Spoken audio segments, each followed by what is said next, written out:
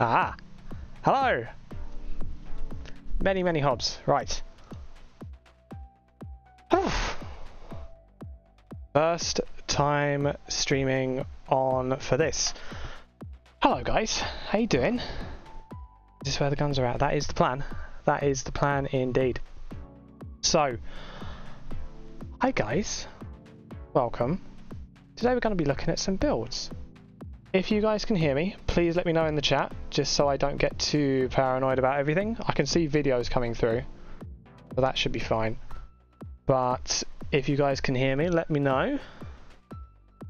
Let's check up on thing. Yeah, that says live, cool. Nervous about looking at notifications while on stream. Oh, it's one of those, fine. Yeah, cool. Okay, can hear me. Fantastic. Right. Today we're going to be looking at some builds. Cool. Cheers, guys. Fantastic. Looking at some builds. Now, we're going to be looking at some really nice builds today. Can hear you all good. Fantastic.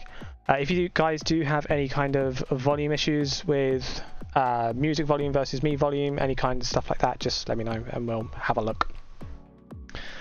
Looking at some builds today. Now, the stuff that we're looking at is all going to be very nice and very expensive. So it's worth, when looking at these kind of things, that hey, it's good to appreciate the builds, but envy, jealousy and all that kind of thing, it's not helpful to yourself. So what am I trying to say? Appreciate the builds, but also appreciate the amount of time, effort and money that goes into these kinds of things. Because for a lot of these builds, for most of them in fact, they are people's like large priorities, large projects. So I think that's said all that needs to be said. The idea for this video has been something that's been in my little mind for a little while. Didn't mean to say that. But another channel called 6mm Badger pushed me over the edge into giving this a go. He did it himself, and he's better looking than I am, he's classier than I am, and he has a better camera setup than I do. So 6mm Badger, his channel is in the description of the stream. Give him a look. In terms of builds and where they go, this is the Discord, and the Discord link again is in the stream description. With that, I think everything is covered, and so we'll start with the builds. Let's start with the builds. So we're going to go from oldest to newest. We only started this channel 2 days ago, and we're doing pretty well. So yeah, we'll start from old, go to new. We may have new builds being posted as we're coming on, and hopefully I won't be on for hours. We'll see how we go. So first up, this one's just mine, just to make sure posting works. Posting works for me, and then I didn't realise it didn't work for anyone else, so there was a little bit of a teething period there. That reminds me, we have a thread to look at, because there was a while where people could only post threads. I'm very smart. Right, here we have, oh, it's come on the wrong screen. Bring it over. So this is from user Hacker. This is a rare arms, so shell ejecting and AR-15 platform, of course. This is not an SR-16, is it? No, because that's the standard fencing. But AR-15 shell ejecting. So what we'll do with these, we'll have a look through each of the builds and each of the choices that have been made. Look at what looks like it works. Look at what, hey, maybe what looks like it doesn't, or looks like it could be better, all that kind of stuff. And just talk about it. Just be judgmental in a supportive and wholesome way. That's too hot. So, first up, Magpul stock. That is, oh, is my cursor working? Oh, I hope it is. So, Magpul stock on the back, that is SLK, I think. I don't know the newer Magpul stocks that well. Trouble is with stocks, if you want the thin ones, then you have the CTR. If you want the fat ones, then you have the SOT mod. And that's kind of all you need. Unless historical significance and that kind of thing. But the Magpul SLK, did the SLK? SL something. It's getting historical significance of its own soon, as it's being included in the XM5, XM7, all those kind of programs. I'm not sure if they usually have this serrated rear edge, don't know. Like I say, I'm not familiar with the newer Magpul designs. If it's light and it's good, then good. This looks like thinner wings than the SOP mod style, but obviously it's a bit fatter than the CTR. Shelving arrangement is better than yours for sure. Do you fucking mind? Yes, the yeah, SL stock, fine. Cheek riser. Cheek risers are interesting. Sometimes there's a place for them, sometimes there isn't. It kind of depends. When we talk about the missing scope, by the way, Hector did say up here, waist gone attacker. So we'll get to that. Oh, and I have Digen's build in the background as well because it's gone weird. What was he saying? Cheek risers, yes. They do have a place, but it's not always a good place. When you have a scope that's higher or a sight that's higher or whatever, you come in, and if it's higher, then the stock just indexes against a different part of your face. That's fine. You don't really need a cheek riser for that level of stuff. However, it can get to a point, it depends on facial dimensions, because if you're coming in your chin back here, down here, as opposed to your cheek up here, these are different widths. And so you can end up coming in with a chin weld and then your eye is just way over the side. And that can be quite difficult and uncomfortable to work out. It depends on where your shoulder pocket is relative to your chin area and your eye and everything. Cheek risers, we call them cheek risers because it's a riser bit for the cheek bit. But in reality, it's more to keep everything in line as you find that sort of index point against your face. Because when you bring your rifle into your shoulder, there's a particular place in the shoulder it's got to be, there's a particular place in the face it's got to be, this is all muscle memory, and then of course a particular place for your hands. Again, muscle memory, it doesn't have to be perfect, but especially with the stock versus the face position, if you're using an LPVO like that, then having that lined up is good. And that's why people go for cheek rests. I don't know the brand of that, I don't recognise the logo, I haven't really stepped foot into the cheek riser world so far, so I don't know. Don't know how much that costs. If it costs more than 30 quid, I'd be concerned. Well, it depends how it's affixing really. If it's literally just a lump of plastic, plonk, and people want 100 quid for it, then they can sort of. But otherwise, sure. Buffer tube, normal. Rare arms, do rare arms do real buffer tubes? I would kind of assume so, but I don't know. Forward assist, normal, cool. Geisley airborne charging handle. Do have one of them here. Ew, dust. One of those. There's a whole thing with those, because the tan ones, they're used on the URGIs, but they have a particular marking, and then people go like feral looking for the correct markings. But yeah, competent charging handle, it's ambidextrous, do it from either way if you want, it's fine. What else have we got? Knurled receiver pins? Why do you need knurling on your receiver pins? Not a clue. Ambidextrous safety, it's one of the, that's a getting used to it thing. The VFC M110 has that, and of course the real M110 has that as a result. They take a little bit of getting used to, because when you flick them, if your hand is in the regular position that you kind of expect it to be, then the other side comes into and just hits the knuckle, and you end up not coming off of safe to begin with when you think that you are. With a pronounced web of the grip like that, that's probably going to help in keeping your hand lower, excuse me, in order for that to be okay, but I don't know. Maybe. That's a Magpul K2, looks like. Or is it? MOE... yeah, K2. Cool. I'm not a fan of the K2s personally. So this joint here, when I've had K2s, the thumb web just digs into this for some reason, and the weight just doesn't work well for me. Don't know why. That looks like a Magpul trigger guard as well. I haven't had a need for them personally. I don't use gloves. That is presumably a Magpul bad lever. I don't know Magpul stuff that well. But yeah, so that allows you to do... People say ambidextrous bolt release, but really, is it ambidextrous if the default method only allows lefties? Is that not just making it correctly if it then works for right-handed people, whereas the rest of the rifle works for right-handed people? Maybe that opinion's not correct. But yeah, allows you to lock the bolt and release the bolt with your right hand, and easy peasy. There is an issue with these when actually using them on an MWS platform specifically, because it makes the bolt lock mechanism too heavy, and so you have to change a plate inside the trigger mechanism in order to make it work.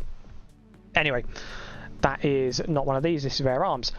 Rare Arms, by the way, so they have shell casings and then the BB goes into the shell casings if memory serves. So they're a bit less consistent, and obviously the shell casing is flying out of the ejection port whenever you fire. They're not really designed for gaming. There are like shell catchers that you can get, typically used on like ships and helicopters for the real ones, but you can get them for these as well, and then they catch the shells, make things a bit easier that way. I believe these designs are also a little bit less consistent than even GBBRs, but you know, it works. Custom dustport cover, don't know what that logo is, but flat, cool, alright. HRF magwell. These are becoming very common and popular. I haven't tried any kind of flared magwell in the AR-15 world. With the pistols and such, I have, and yeah, they can be beneficial for sure. I need to clear my throat, I'll be in just a sec. Cool.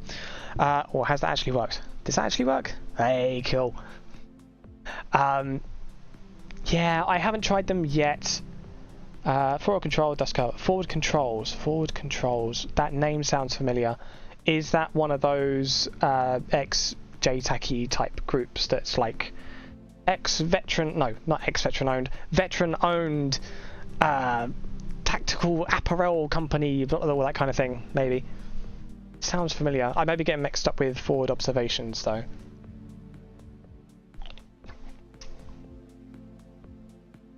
Sure.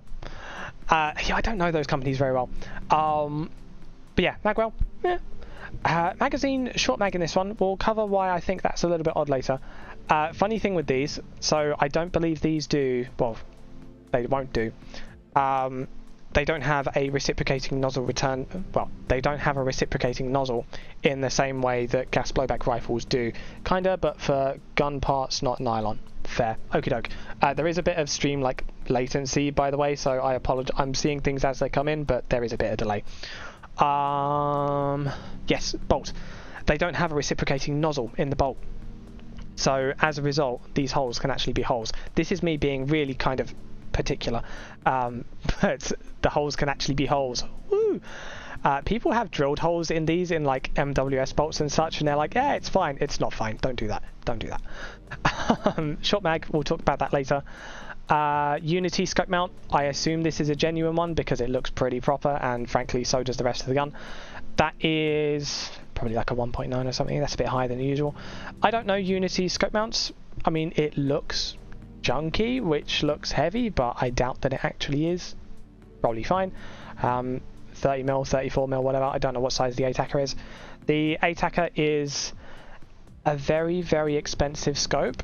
I can only assume that he's talking about getting the genuine scope, but those are many, many thousands of pounds.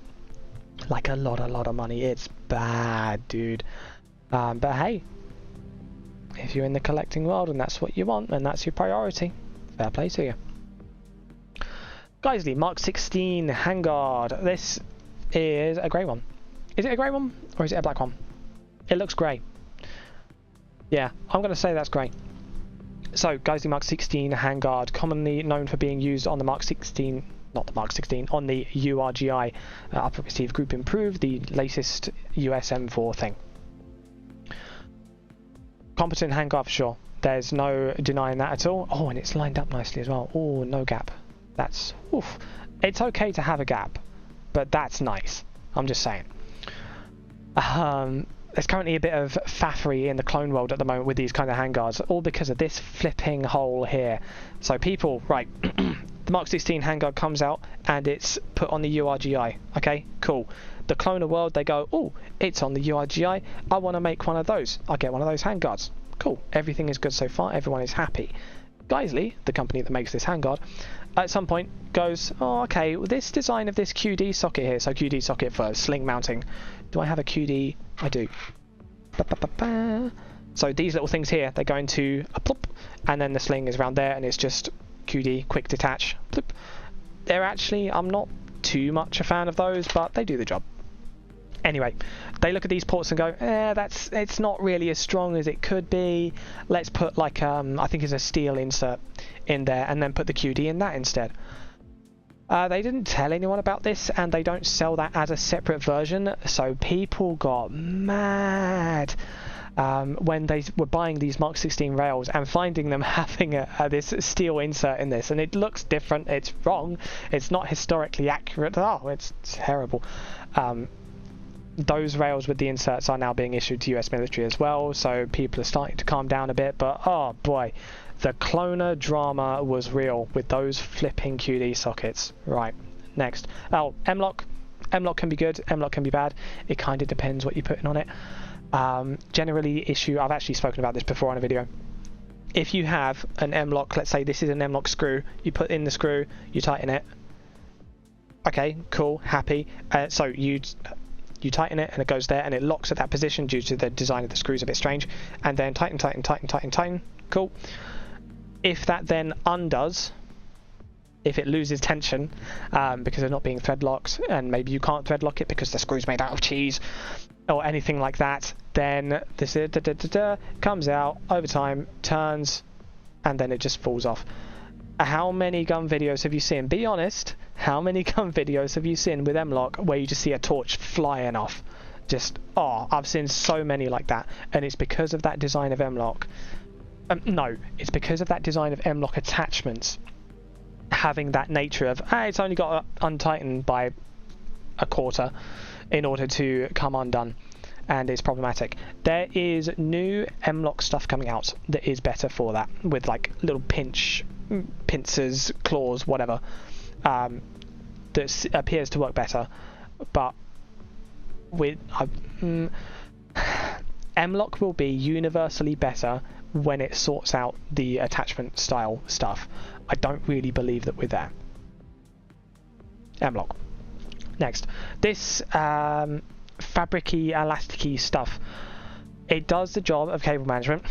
It does the job of cable management well. I'm not personally a fan of them on my own guns because it feels like, you know, in the swimming pool as a kid, and you have the the pool noodle that you. So what? Oh, that's probably cruel. Okay.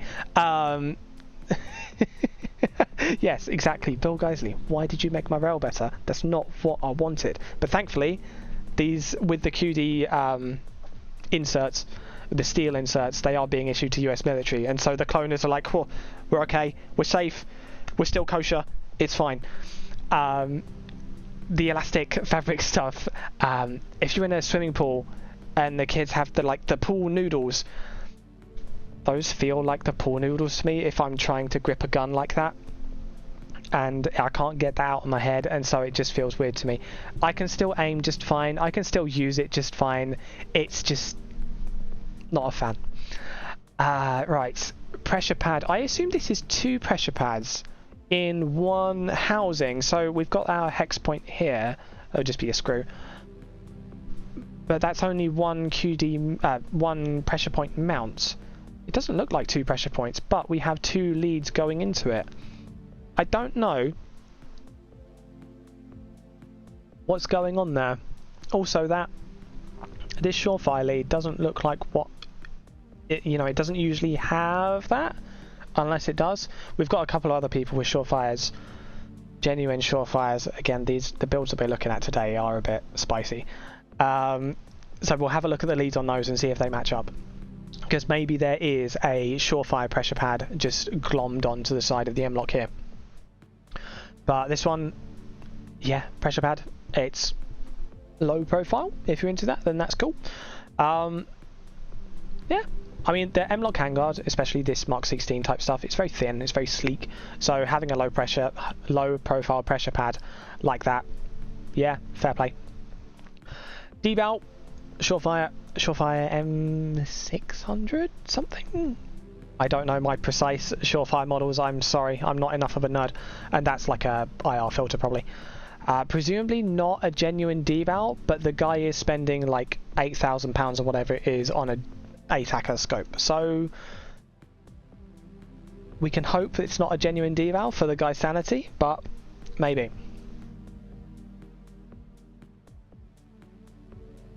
excuse me. Surefire light, of course, and then wide up to the pressure pad, either that one or one behind, and that is all good. Pretty standard setup for this kind of thing. And then on the end we have a surefire warden of some kind. Probably not a genuine one, but these called the rare arms are rare arms half by 28, or are rare arms 14mm counter for their muzzle threading, because if it is half by 28 or whatever that threading is called, then that could be a real warden. Not sure. When it comes to wardens, I mean, they're cosmetic and airsoft, of course they are. Excuse me, I'm burping. Unless they serve purpose as a tracer device, but I'd be surprised if this was that kind of build. Not really sure. 8,000, quite possibly. So have a look. I won't Google here. Let's actually Google on my phone real quick. What is a Night Force ATACR worth? So, Night Force ATACR. Bloop, bloop. Optics were... oh, there we go. No, that's a 7 to 35. We want like a 1 to... Oh god, they're expensive. We want like a 1 to 8 or something. F1? F1 ATACR? Oh, that looks right. Okay. Oh, £3,000. It's only £3,000, guys. It's only £3,000. 3,209. It's fine. Yeah, you can buy 2 for that. God, this website's terrible. It's already giving me adverts. Go away.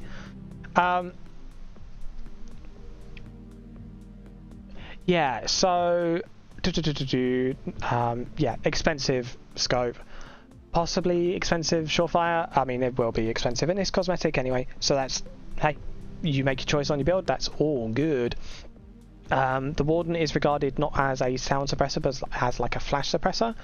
I'm kind of on the fence about the Warden. Because if we take something like this, this is an NT form, the VFC one. If we go, hey, you can cut this down and cut the weight down by half, and you still keep the flash suppressing capability, then people would go, oh, okay, well that's fair. What should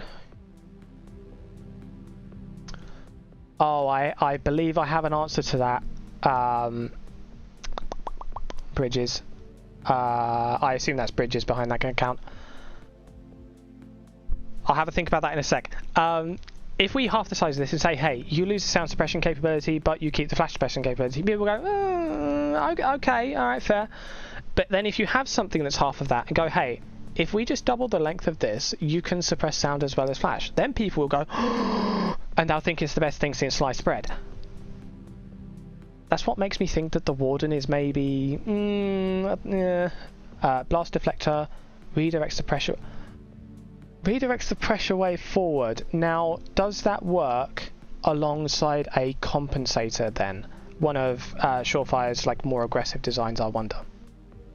If that's the case, then I'm starting to understand what's going on there. Because I thought it was just a flash suppressor. Now, most favourite picture on the HRC server to date. Oh, it's... Oh...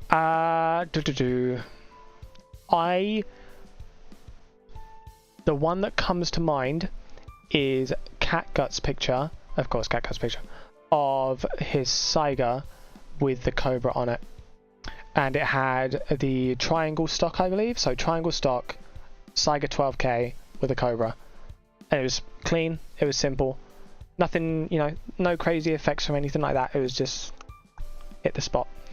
I don't have a Saiga myself. I might get one myself, but that picture just... I like that. I'll go for that. Not sure from Doc. Haven't heard of anyone using it with a comp. Sorry. Okay. Interesting.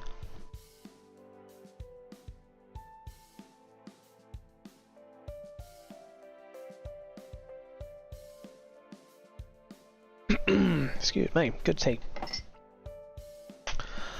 Yeah. So. Rare arms, shell ejecting, very nice rifle, very expensive unfortunately, but hey, the life of a collector. That looks like a PM63 out there. PM63, if I got that name right. I think so. Yeah, that's yeah, very, very nice. In terms of things that don't quite match up for me personally, God, I'm burping again. Oh.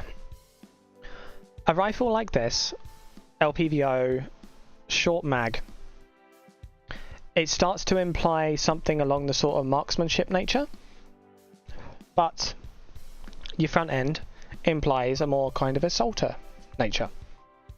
And that's fine. It's not... Typically when you see builds like this in military usage, they tend to either come with longer mags, or just the laser and not the light, because they, you know, try and keeping front weight down. The reason you tend to see short mags is because of bipods. So you're down prone, your bipod's out, short, long, whatever, and you don't want the magazine to be in the way because you want to be able to be as low as possible. It's the point of being prone. And so people use short magazines to try and get a little bit more prone. It's not, well, I say more prone. It's the ability to aim level and up a bit while also staying prone. And that's why people tend to use short mags. However, we don't have a bipod here. There's... If it were me being very, very particular, I would say that short mag with that, really? Like, you'd be fine with a long mag. I think you'd be fine with the normal mag, 30 round. Typically, personally, with anything a bit heavier on the front end as well, I tend to put something grippy on the end. Magpul AFG or the BCM, you know, vertical grip type thing. But each to their own. Just to help my wrists, as we can see here, this is a 9.3 Mark 16 URGI kind of thing, and he has no grip on this. So the guy clearly has better wrists than me, because if I were using that, I'd be like, oh god, I need to go to hospital, and I would not be okay. But yeah, that is our Rare Arms shell ejecting AR-15. Good start to the stream. Good stuff. Do you guys have any opinions on this one? We'll stick on it for a bit. I want to hear what you guys think. I'm a fan overall. I'm liking the colours, or lack thereof. Having everything being clean is very, very nice indeed. I'm liking what's going on here.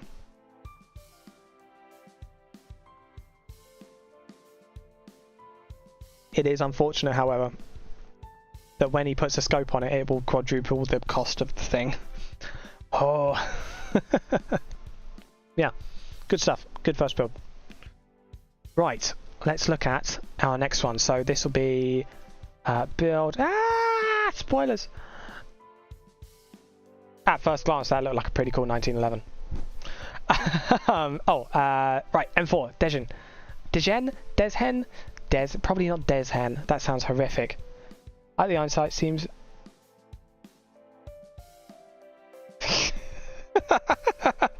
You like the iron sights? They do seem really easy to see through. May lack slightly for accuracy, but yes, they will be very, very easy to see through. You're absolutely right. Fun thing actually about the deval up here. If we zoom in here, we have a little blade here. That's actually a front sight. So it's a front sight that's built into the deval. When used on an AR-15, but I'm not sure if it's with this particular mount. Point is, when it's used in a particular mount on an AR-15, that height of that sight is supposed to line up with the rear sight of just your standard AR-15 heights, and so you have a rear sight, a front sight in your laser, and it's integrated. Ooh, wow! Right, so this is Degen's This is M4. This is Global War and Terror vibes. Good stuff. Now let's read through what we've got before we actually pick everything apart. So, quite inspired M4A1 based on the Tokyo Marui MWS platform. This is something, if you're in either HRC or the Tokyo Marui Club, Tokyo Marui Owners Club, then you will have seen this quite a lot as he works on it. And yeah, so deactivated element Surefire M951. Deactivated because Degen is German. Real ones, no, you can mount a dot to the deval. You can mount a dot to the deval? What? Oh no, is that an RMR spacing? Is that an RMR footprint on those screws? That's disgusting. I love it. That's gross if that's the case. That's brilliant. So, deactivated lights and lasers, unfortunately that's one of the rules in Germany, that they can't have weapon lights, weapon lasers. They can have them separately, but they can't have them mounted to airsoft guns. It's an odd rule, but hey, every aftermarket adapter plate. Ah, okay, it did look close for an RMR. Maybe that's a bit thin. Can't tell. That's very funny though. Okay, let's talk about that. So, having a dot out very far forward is something that people used to do back in the early 2000s. It was like a CIA. You'd see it on CIA builds. Doc, you have no idea how much you've just derailed, buddy. You don't you worry about it. They used to mount them very far out in front. Now, I say that very far out in front, like all the way out. Not that far because the handguards weren't that long, but you get the idea. There were two reasons for this. One of them was not really correct. Well, it might not have been a reason that they were mounting it like that, but it was a reason that people thought they were mounting it like that, and reason that people tried it themselves thinking that they would be better off. So, first up, what they would do, they would have an aim point comp M2. This is a reproduction. I could get the real one, but that would just be an unnecessary flex. Put it out there, and then what they would do is they'd actually have the ACOG at the same time mounted onto the receiver in its usual spots, and then the aim point M2 out further, and they would mount them both at the same time. The reason they would do this was before the days of magnifiers, and so you can see the sight picture through the ACOG when you want to have something, you know, magnified, but you can just chin off the ACOG with just the dials off, and then you still have a red dot. So that is one of the main reasons that they did that, and hey, it works. You do notice, even with the genuine aim points, that there is a reduction in like image light transmission when doing that, but it's not that bad. What people thought though, when they first saw this in, you know, historical, you know, cloning and all that kind of thing, they thought, oh, if I have the dot out further, that means I can pick the dot up quicker. And unfortunately, that's not the case. Even if, we'll go for this.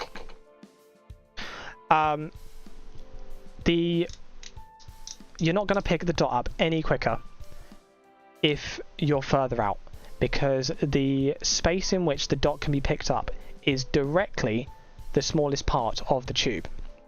And I picked this one because the tube is the same the whole way through. You can be that far out from the center in order to see the dot. That is linear all the way back, and it's because of parallax, or lack thereof, kind of, in a sense. The dot is always going to be linear, so to speak, from its origin point. There's no change in eye box for distance like there is with a scope. If we have a scope, then if I go here, I can be, you know, there.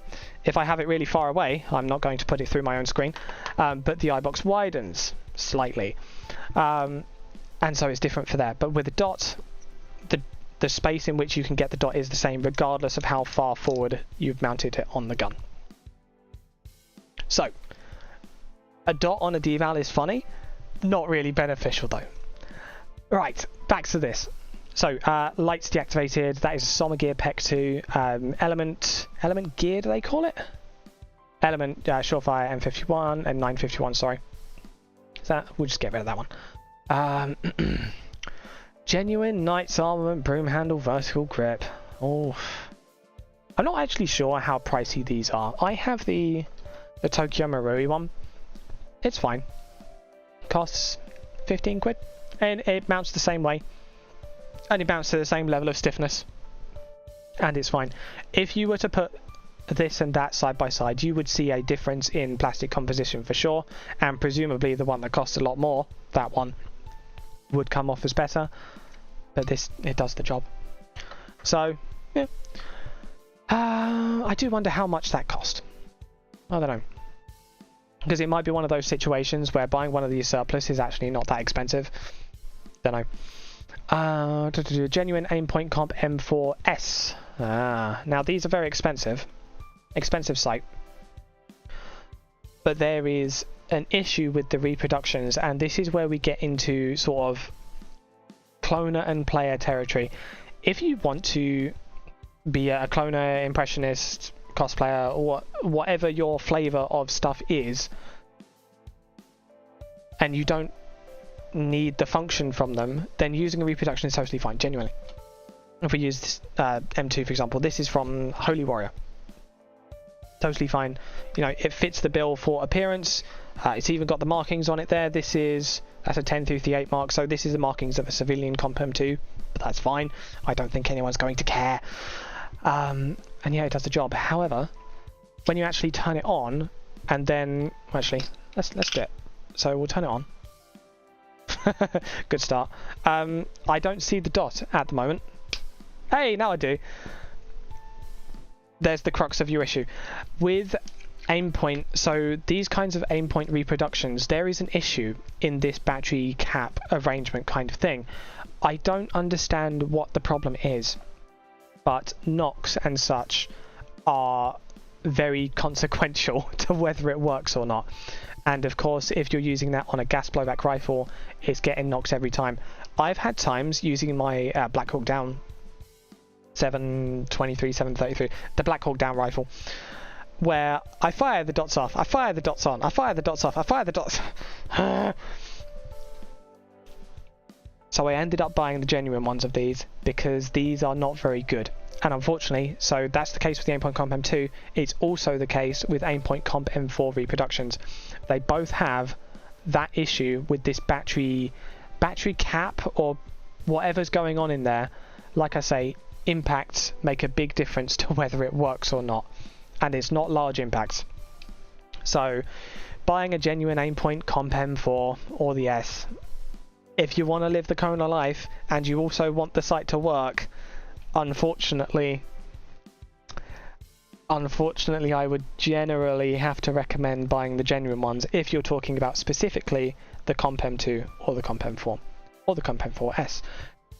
There was briefly a reproduction run of the Comp M4S, but it didn't go very far. There's also that's actually a really clean M4S. Oh, this one looks nicer than mine. When I got mine, so the chap in the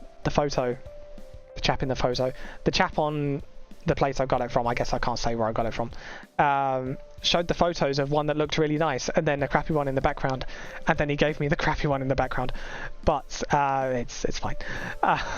There's a whole thing with the Comp M4 and the Comp M4S where people get quite aggressive about which one they think is better.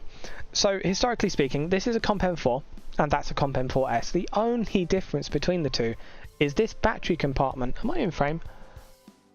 Oh, am I in frame? Yeah, I think I'm in frame. I think we're good.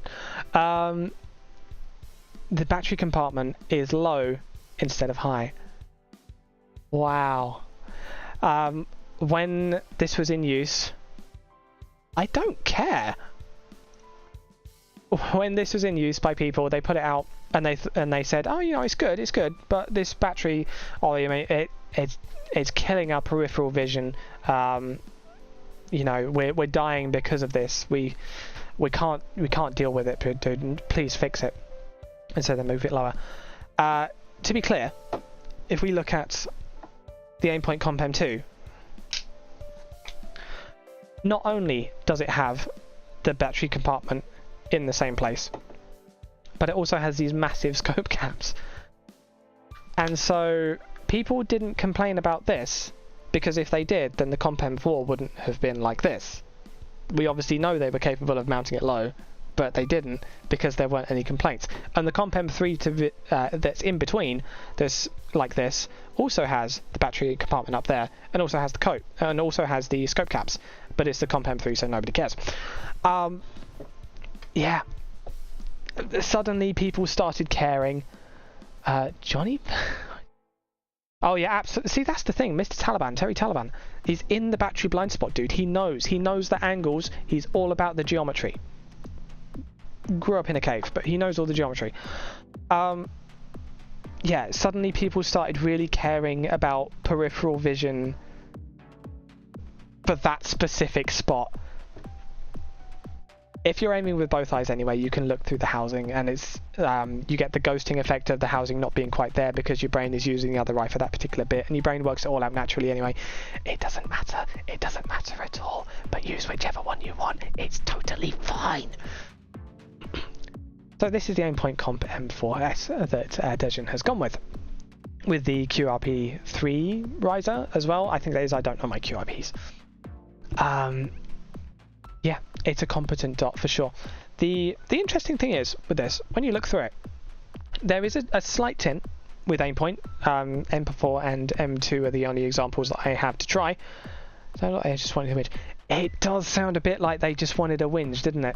Because like I say, they didn't whinge about this one, and this one came like 10 years later? Yeah, something like that. These do have a tint, but it's actually a gradient tint from sort of the top right hand corner, a very slight blue tint that comes in from the top right hand corner, because if memory serves, turn that up, yeah, that's where the emitter is. So they actually solve the entire tint problem by having the tint come in from the angle where the emitter is. Maybe that's interesting to someone. Yeah, Comp M4. Oh, Comp M4 with scope caps as well. Hang on a minute. So he's got the Comp M4S because the peripheral vision that, you know, we've got to save our peripheral vision.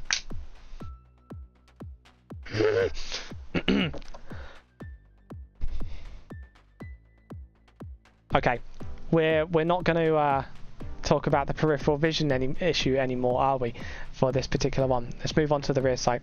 That is a Knights Armament style of rear sight. Whether it's genuine or not, he hasn't mentioned, which makes me think that it isn't, but that's totally fine.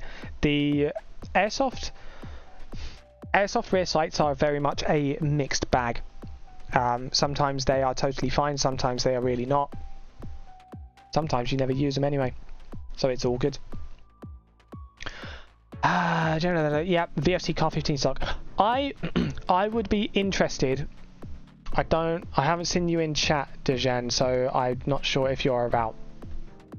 I would be interested in knowing whether this wobbles on your buffer tube, because what people have said is that VFC stocks are made for their AEG measurements, which are, so it's a thinner buffer tube than normal guns, and so as a result VFC stocks tend to wobble. No, it's a thicker on the AEG than GBB, and so the stocks wobble on them more than you would expect. I would be curious to know if that's the case there. John Mason recoil pad. This is this thing with the holes in. We can't really see it very well. It's considered to be vibey. I mean, it looks pretty cool. You do like cable tie thing on them. Yeah, cool. I don't know what they're historically accurate for, like who used them and when, but sure. I also don't know how much they cost. Well, again, it's one of those things of, cool, but if it cost you like 500 quid, then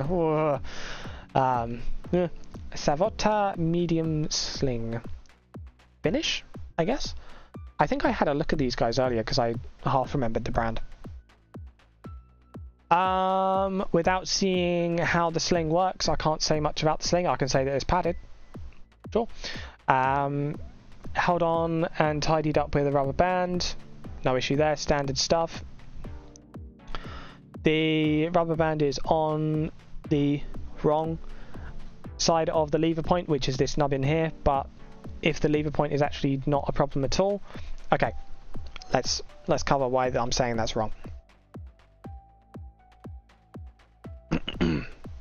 So the problem people have is that if you bump this on something, bump it up, then the stock goes whoop whoop whoop and just goes somewhere.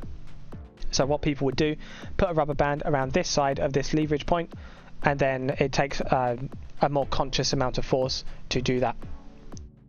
Problem solved. If you have the rubber band on this side, it obviously doesn't do that. If the rubber band is not meant to solve that problem anyway, and it's just holding the sling on, no biggie. It's all good. Right, what else have we got? Savata medium sling, internal changes, switch nozzle return spring to a dynamic precision nozzle return spring. You're fine, don't change what you've got.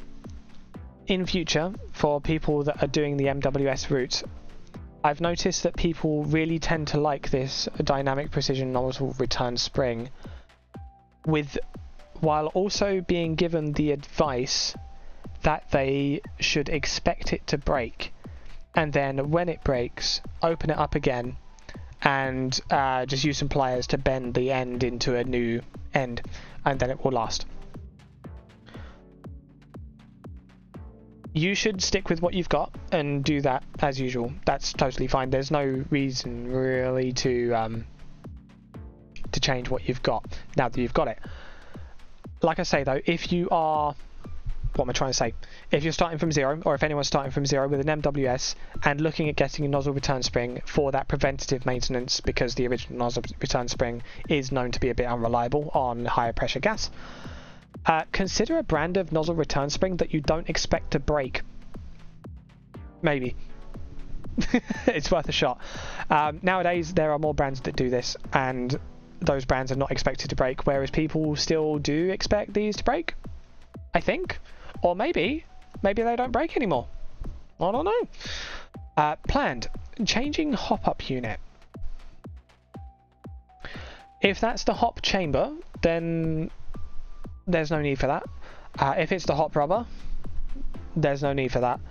If it's the hop arm, then changing the hop arm for some equivalent of the Laylac strike arm, if you can get a Laylac strike arm in stock. There's also the CNC tack, C&C tack, one that looks about the same. I actually have a couple waiting to go into one of my upper receivers soon. Yeah, that can be beneficial. People have tried many different things with the MWS, and my personal opinion is that if you just want to hop really heavy ammo and want every BB to go in the same damn place every single time, just get the Laylac strike arm. Keep it on the standard rubber, keep it on the standard inner barrel, keep it on the standard hop chamber. Just the Laylac strike arm. You don't need to put hundreds of pounds into these kinds of things. There is good to be had without spending ridiculous amounts of money. Info about Persian, pure collector for now. Fair play. Yeah, an explanation of France. Yeah, cool. Right, so let's now actually look at the build. So, it's an MWS, and so MWS in the historical sense is, what is it, modular weapon system? I think that's about right. And it was the US Army name for the M4 as we see it here. So it's a 14.5 inch barrel with a birdcage flash hider, fixed front sight post, Knights Armament front rail. It wasn't originally the Knights Armament front rail with the MWS designation, maybe. I don't know. But yeah, it is the M4, the quintessential M4. Lights and sights, we got the laser up on there as well. This is an early 2000s build with a modern sling, and it looks pretty good. In terms of things to pick apart, let's see. Without seeing what's going on with the sling, we can't really roast on the sling too much. Pressure pads, just dangling like that. Personally, I prefer to have a tape and then tape the top bit, tape the bottom bit. It makes it a bit more secure. But if this works, fair play. Bit of bicycle inner tube, that looks like. Aim point.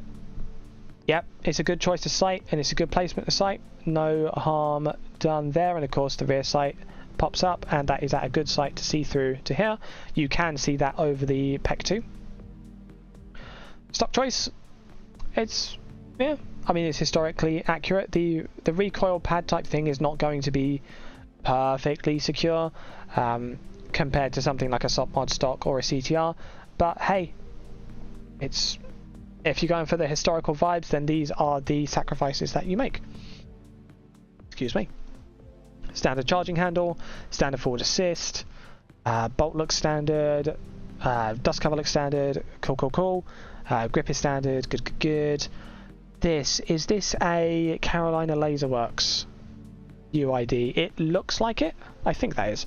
It looks good either way. Some people are into that, some people are not. It depends how far you want to go with the cloning stuff.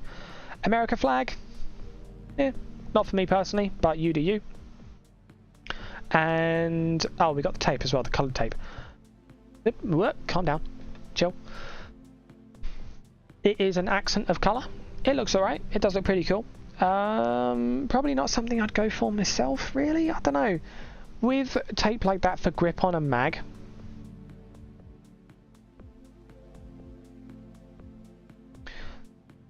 there isn't. No, actually, right. I'm digging it. I'm digging on it, but there is a benefit to be had. It is genuinely better grip. Yellow tape though, you know, kind of stands out a bit. Unless you have no need for camouflage because you're in a CQB place, or if you're planning to play a CQB place, or if you just want to be a collector, then hey, who cares about camouflage? It's all good. Of course, and again, if you want to be like super particular about it, then having a black gun is terrible, paint everything. Do what you want with your guns. Don't tell other people what to do with their builds. Tape on the torch, I mean, that's just an accent of colour. It's, hey, if you like the look, fair play to you. Yeah. Competent build. Global War on Terror, M4. Good stuff. Yeah. Right, let's have a look at the next one. KWA Scorpion with a real wood grip. Simple build. Good build. I don't have a lot of experience with the KWA Scorpion. I have played with someone's once on the range, and it was pretty cool. I was a fan. But apart from that, I haven't had the opportunity to really play around with one. Usually you expect them to have a stock on the rear here, which then folds over. However, those stocks have a bit of a reputation for being brittle. And they also have an issue where they're the wrong angle. So you have to, so they're a very straight angle against the receiver when they're folded out. And as a result of that, you have to really kind of crunch down to get into the sights. As opposed to, on the real one, they have more of an angle to them that drop down. Therefore, when you bring it into your shoulder, the sights come up to you a bit more. When I was using it myself on the range, I actually found that wasn't anywhere near as much of an issue as I thought it would be. And just being hunched down, what would I liken it to? Similar, actually. I'm looking at the AK now. I'm saying it would be about similar to the AK in terms of feel. There is a difference there between stock point and sight point, but yeah, in terms of feel, I feel like I was needing to hunch over it about the same amount as an AK. So really, it was fine. Very short barrel on these, of course. They're not really made to be long-range weapons, of course. And a real wood grip. I don't know how much fitment was required to fit that wood grip. If there was a lot of fitment to be required, then fair play. Good job. Because that does look good. The KWA by standard comes with a plastic grip, doesn't it? A black one. And sure, I mean, yeah, you know. But the wood does look better. It's classy. There's also, you can get short mags for that, I think, and then it can fit into a holster. There's a holster made for the Scorpion. It's like this ridiculously bulky thing. So, oh dear. Yeah, short sights, short gun, cool grip. Nice. Next. Alright. L85. We like an L85. Right, there's some bits to talk about on this. What have we got? So it's WE L85A2, so that is a gas blowback rifle again. Real Daniel defense rail, real body pins, real grip pod, we'll talk about that, custom steel barrel, and optic rail, but no optic. Okay. So, the SA-80 is a cool gun to look at, but typically handles horrendously in terms of the WE. The reason for this is the lack of a steel barrel for the most part. The weight balance of these is absolutely atrocious. They're horrible. It's so far to the rear and it's so much further to the rear than a real one.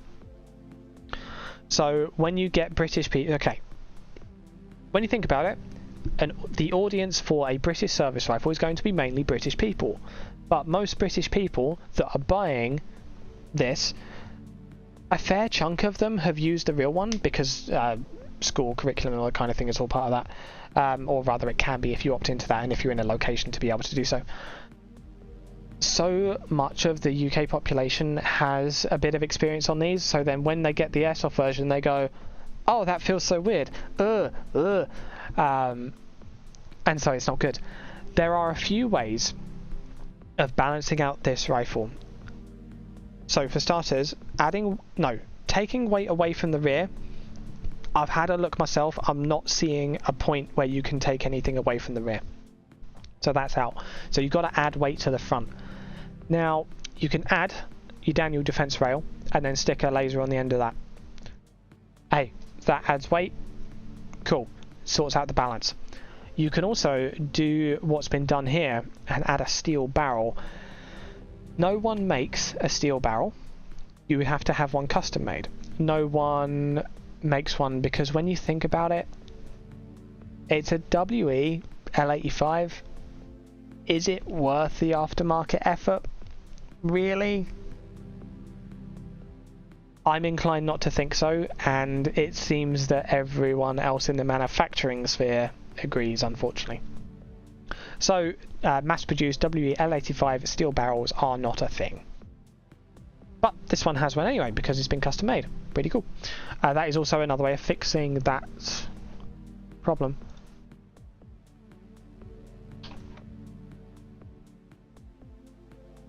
That's a custom muzzle device as well. I wonder if it's a different threading. Yeah.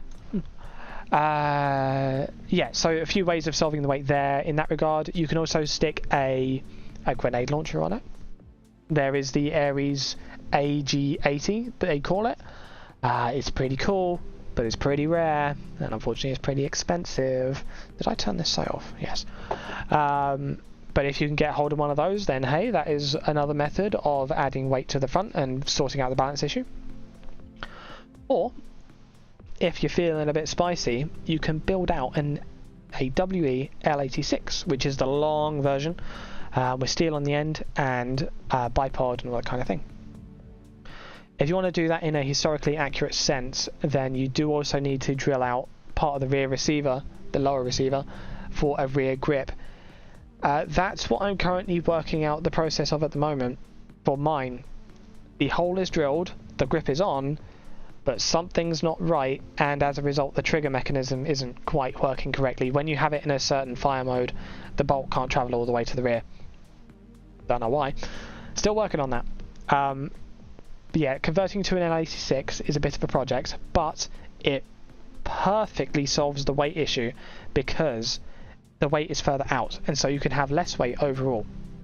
The weight of a WE L86 after a conversion is between the weight of a real L86, which is not fun, and the weight of a real L85. So it's between the two, like I say.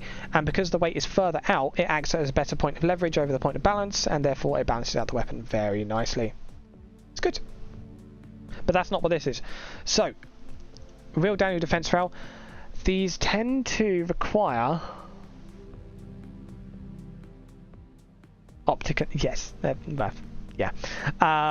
These tend to require adapter plates at the back here, but I haven't had the chance to fit one of these myself, so I don't actually know how that works.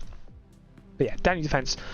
When these came out, there were two different types. There was the Daniel defense one, and there was the B&T one. You can tell the difference if you ever need to. The Daniel defense has circular holes, whereas the B&T has like elongated holes. Apart from that, they're just Picatinny front fore ends.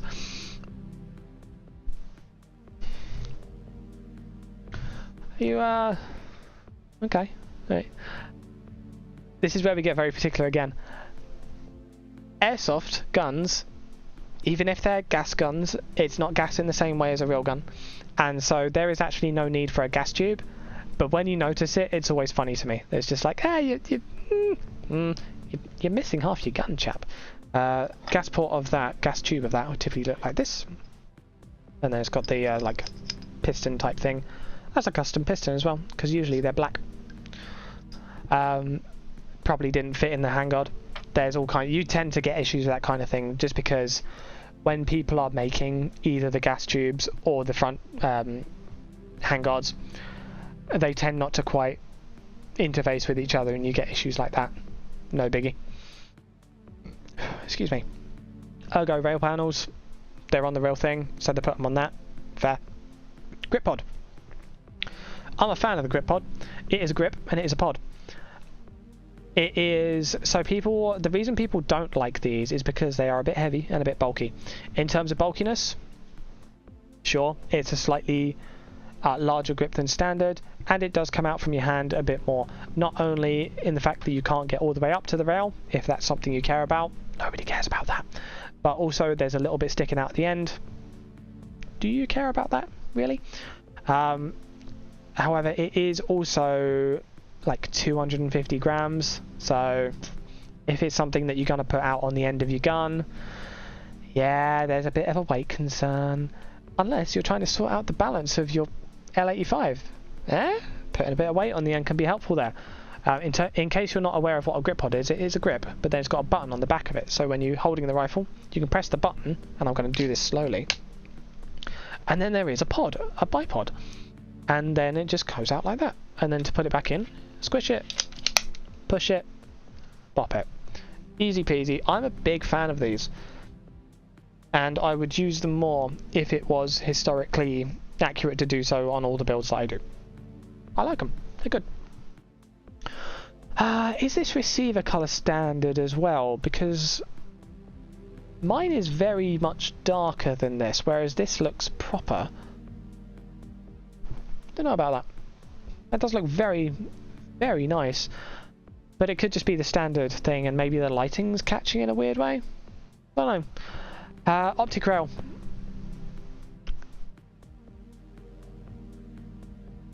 I don't want to be overly particular again, but optic rail of this nature on the UOR end could be lighting, could be lighting. This rail isn't historically accurate for what was done here. Oh, is it? No, because the Elkin LDS was actually used with the Daniel Defense System. Okay, if that's what you're trying to do, then that's fine. It's fair enough. I thought, yeah, no, this was... So, right. Okay. L85s have had a few different optic systems over the years. One, iron sights, the SUSAT came out pretty much the same time, I believe, and that was used with a proprietary rail that came on the gun, and then done, easy peasy. After that, we had the ACOG, which was, so it wasn't mounted Picatinny like this.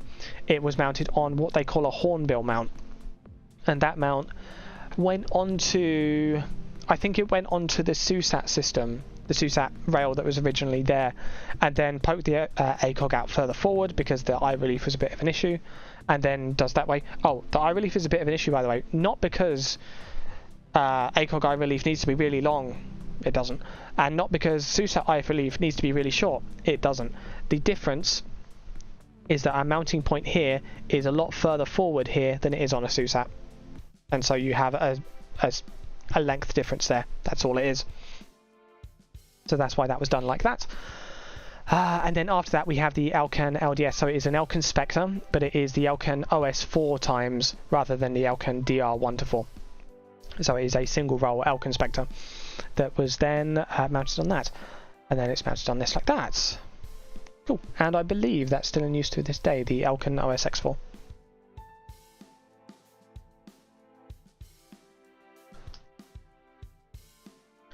Tape, I mean, yeah, it's a vibe thing. It doesn't really help for grip at all, but if that's what you're into, then that's what you're into, and as it gets dirty, I guess it looks cool.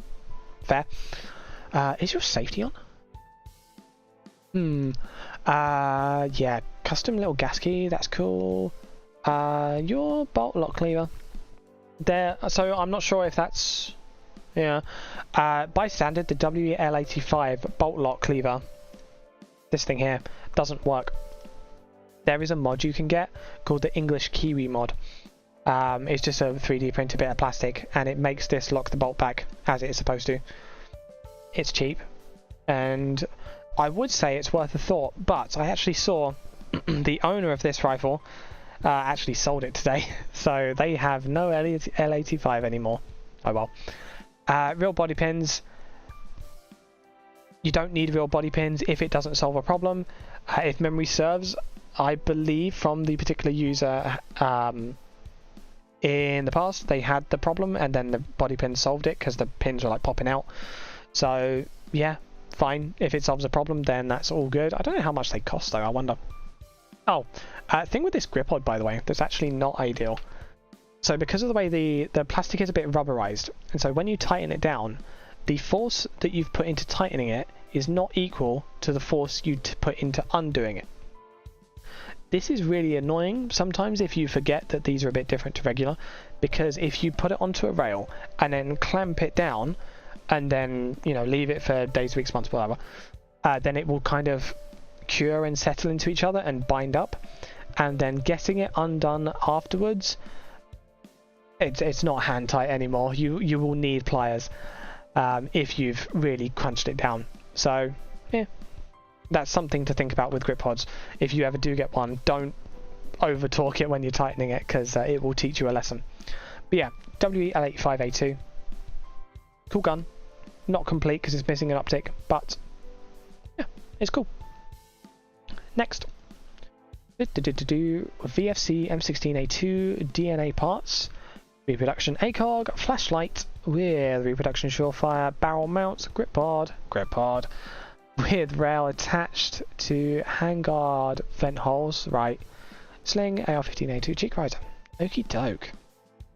Oh, and who is this? John Doe, right. Oh, the M16A2 is very cool, isn't it? Now, the rail underneath is unusual, I'll say that. Cheek riser, again, this is the same kind of thing with the... Have we got the rear arms there? Yeah, cool. With this, it's the same kind of thing of there can be a use case if you find your face coming in over too much laterally, because it doesn't really affect your height. Your muscle memory will take care of that naturally. But if your stock point in your chin ends up with your eye being too far over and you have to kind of crunch up, excuse me, then yeah, a cheek riser is absolutely beneficial for that. Reproduction ACOG, what kind of ACOG is that? Is that that might be the nano point thing. I don't know if that's any good for a reproduction. There are different brands of reproduction ACOG that do things a bit differently. There's a GMP one, there's the Evolution Gear one, and then there's a few others kind of roaming around. The GMP one, if memory serves, I believe was okay. The Evolution Gear one, I'm not really a fan of. It would be okay if I didn't have the weird camera system that I use. The trouble with it is, one, there's a lot of bezel. So when you're looking at it, there's a big black border around it, and it looks very similar to how you see ACOGs in video games. Which makes me wonder if the video game devs buy the reproduction ACOG expecting it to behave like the real ACOG, and then it doesn't, but then it gets designed into the game in that way, and so it has that problem. Similar to how, like, Call of Duty, one of the Call of Duties, you look down at your plate carrier and all the rest of it, and all of the magazines have the winding knobs of the Airsoft high cap magazines. Always funny. But yeah, there's a lot of bezel, and also the light transmission on those are not very good. Depends though, brand to brand. Reproduction scopes in general do not universally have bad light transmission. It's just an issue with the Evolution Gear ACOG. And some other things as well. There's the some of the G33 reproductions have light transmission errors as well. One of them had astigmatism on the red dots. One of them had astigmatism.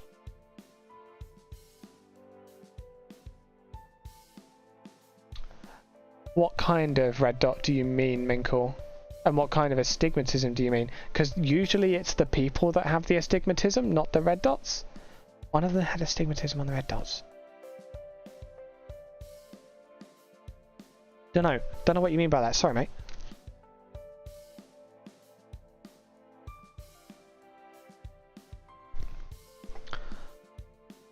Is that done up? Yes. Starburst. Yeah, I know. One of the Call of Duty games had astigmatism on the red. That's fantastic. I think that's hilarious. Oh no. Oh, poor guys. Oh dear. Yeah, I have some astigmatism issues myself, mild. But yeah, oh no. If you're ever looking through a red dot and you're new to red dots, you can get a pretty good idea of what they should look like by going on your phone, opening up the camera there, looking through the red dot on the camera, and then you get a concerningly good view of the red dot that I do not get when looking through with my eyes. So if you're ever wondering what a red dot should look like, just put it through your phone camera. Let's talk about that. Let's go to sessions. Right. If you have astigmatism, it doesn't mean that you can't use a red dot at all. For starters, the astigmatism, the blown out dot, can still be used in sort of snap shooting, you know, put the dot in there, flash in the dot, bang, bang, bang, sure, whatever. If you ever need a dot to not have astigmatism, when you have astigmatism, pop up your rear sight, because the very small aperture of the rear sight restricts the extra light coming in, and it will lessen your astigmatism really, really well, and it will make that dot so much clearer and mean that you can be precise when you need to be. Dots are universally better than iron sights in terms of where you can be for them, but if you need precision as well, pop up that rear sight, and it, again, doesn't matter where the dot is as long as it's visible through the rear sight, and you will find when looking through that aperture that the dot is a lot clearer. There's a little tip for you. But that's not what we're here for, because now we're looking at this one. Welcome to Airsoft. Right, cheek riser, talk about that. Sling, evil sights, it is evil sights, yes. What sling is this? That's not self-made, because that's stitching. But this buckle is unusual to me. Optics, the field of science. Yes. Oh, that is a quick adjust loop, though. Is that one of those, no, it wouldn't be the early Magpools, would it? Because they have the bungee stuff on them, the early Magpools. I don't know. Right, but yeah, sling does the job. We have the sort of Black Hawk style. Well, it's Black Hawk style to me, but I don't know if Black Hawk were the first people to do it. So this is like an adapter to get on the stock. The reason this is done is because the parade loop down here, it's just not a good place for a sling, and so people tended to have this adapter on there to then bring the sling into a more comfortable position to then wear it. Cheek riser, we've got a cutout there for the hand if people want to put their hand there. I don't I don't generally put my hand up there personally. I have it like underneath and bracing that way, but each to their own. Standard charging handle, got our M16A2 set up here. The main difference not the main difference, there is a difference between the M16A1 and M16A2 in the rear sight. As well as other things like brass deflector and forward assist, blah blah blah blah blah. Direct mount ACOG. I've seen people before, they put the carry handle mount onto the carry handle, and then they put the Picatinny of the ACOG onto that. Did you know that if you undo those screws, you can just put this directly into a carry handle? It's actually what it's for. Another little tip for you. Yeah, direct mount ACOG, all good. You'll find the eye relief from this will be passable. Obviously, the stock is long on an M16A2, but you do what you can. What else have we got? Is this a new gun? What is this? VFC M16. Probably not a new gun, but it is seeping. Generally, you tend to see this with newer guns, but it might just be because it's freshly lubricated. Trigger, standard, yeah, cool. Dust cover, that's the standard for the VFC, this lighter grey. Yeah, sure. Shiny handguard, looks nice. And then we have our front setup. Yeah, standard magazines, that's all fine, nothing unusual there. Grip pod on an M16A2, it's odd. But I understand why the decision has been made, but it's odd from a historical standpoint. if it's one of those things, if it's the thing that is necessary to make the build work for you, then hey, that's totally valid. It's just a bit odd to see. What else have we? Oh, what's going on here? So pressure pad comes round and ends here. That's not coming up like that. Are you a lefty? That would have... No, you can't be a lefty because this sling point's on the wrong side. Why is that pressure pad there? That would be really annoying to get... Oh, that hurts my thumb trying to do that.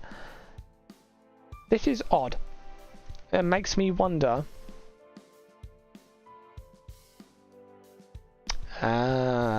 makes me wonder if that grip pod is not a grip, is not used as a grip for the time that the light is used.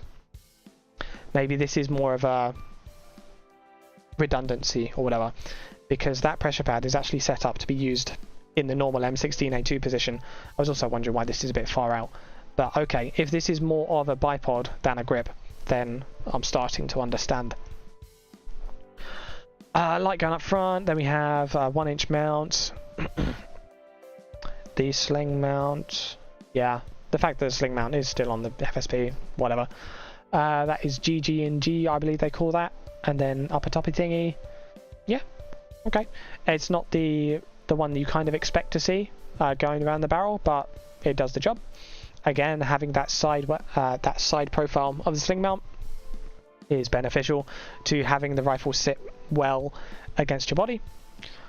And yeah, big old barrel, and then that is the mount for that. Yeah, that's your standard kind of Amazon style mount. It's what I use for my 90s Delta carbine as well. The light, not familiar with the light, but if it works, it works. Yeah, taped up, so that's all going to be nice and secure. Standard birdcage flash hider. The crush washer there, people criticize the crush washer being silver because the way that you are supposed to do it is by having shims shims like that, and then you tighten it down and get the right amount of shims to then have the top bits, the grill bits on top and then the flat bit on bottom. Whereas this would be more shims than you would ever need if that was the way it is, but really, it's fine, doesn't matter. Yeah, overall, it's a cool build. Like I say, the grip pod is odd, and it makes me wonder, what would your alternative be? Unfortunately, the main alternative for an M16A2 would be a barrel-mounted bipod, but that doesn't work. That doesn't work in your situation because of the light. So I think you've probably gone for the best option that you can there. It just looks a bit odd. But yeah, overall, that's a cool build. It looks good. Yeah, good job. Who's that? John Doe, was it? John Doe. I like that. I do wonder if I want to... The trouble is, with the VFC world and the Tokyo Marine world, mag cost. If I were to get a VFC M16A2 or a VFC MCX or VFC... what else works on... whatever of the VFC systems that work on their M4 mags. Hey, that's cool, but I don't have M4 mags for the VFC. I have M4 mags for the MWS on the Tokyo Marine platform, and so I can't really get into that whole ecosystem in an economically sensible manner. Tricky. But the fact that they have an M16A2 is very cool. One day, maybe. Right, another couple from John Doe. Oh, he's got the M16A1 as well. Alright, cool. So let's go for this one. Right, foul with a bayonet. Now, I'm going to assume, right, let's be clear here. We all know if you use a bayonet in Airsoft, you're going to prison. Don't do it. But if you just want one for the vibes and for the aesthetics, that's totally cool. Right, so long barrel, foul, chill, or is that a FAL DX? Oh, okay. So you can tell it's a DX because of the like steel discoloration of the receiver. Whereas with the aluminium style, it's more flat color and it doesn't wear in the same, which you shouldn't care about. If you have the normal FAL, you should be happy because you have a FAL. It's good. Where's your FAL hobs? You used to have one. No, I did not used to have a FAL tequila. I used to have a G3, and for a while. Okay, the story of that. When I first got into gas airsoft guns, there were two guns that I wanted. One was the M4 Round Submod Block 2. Scroll. That. I wanted to build that. I spent 2 or 3 years building that. I built that. I'm happy. Yay. The other one was the FAL. Now, oh, spoilers.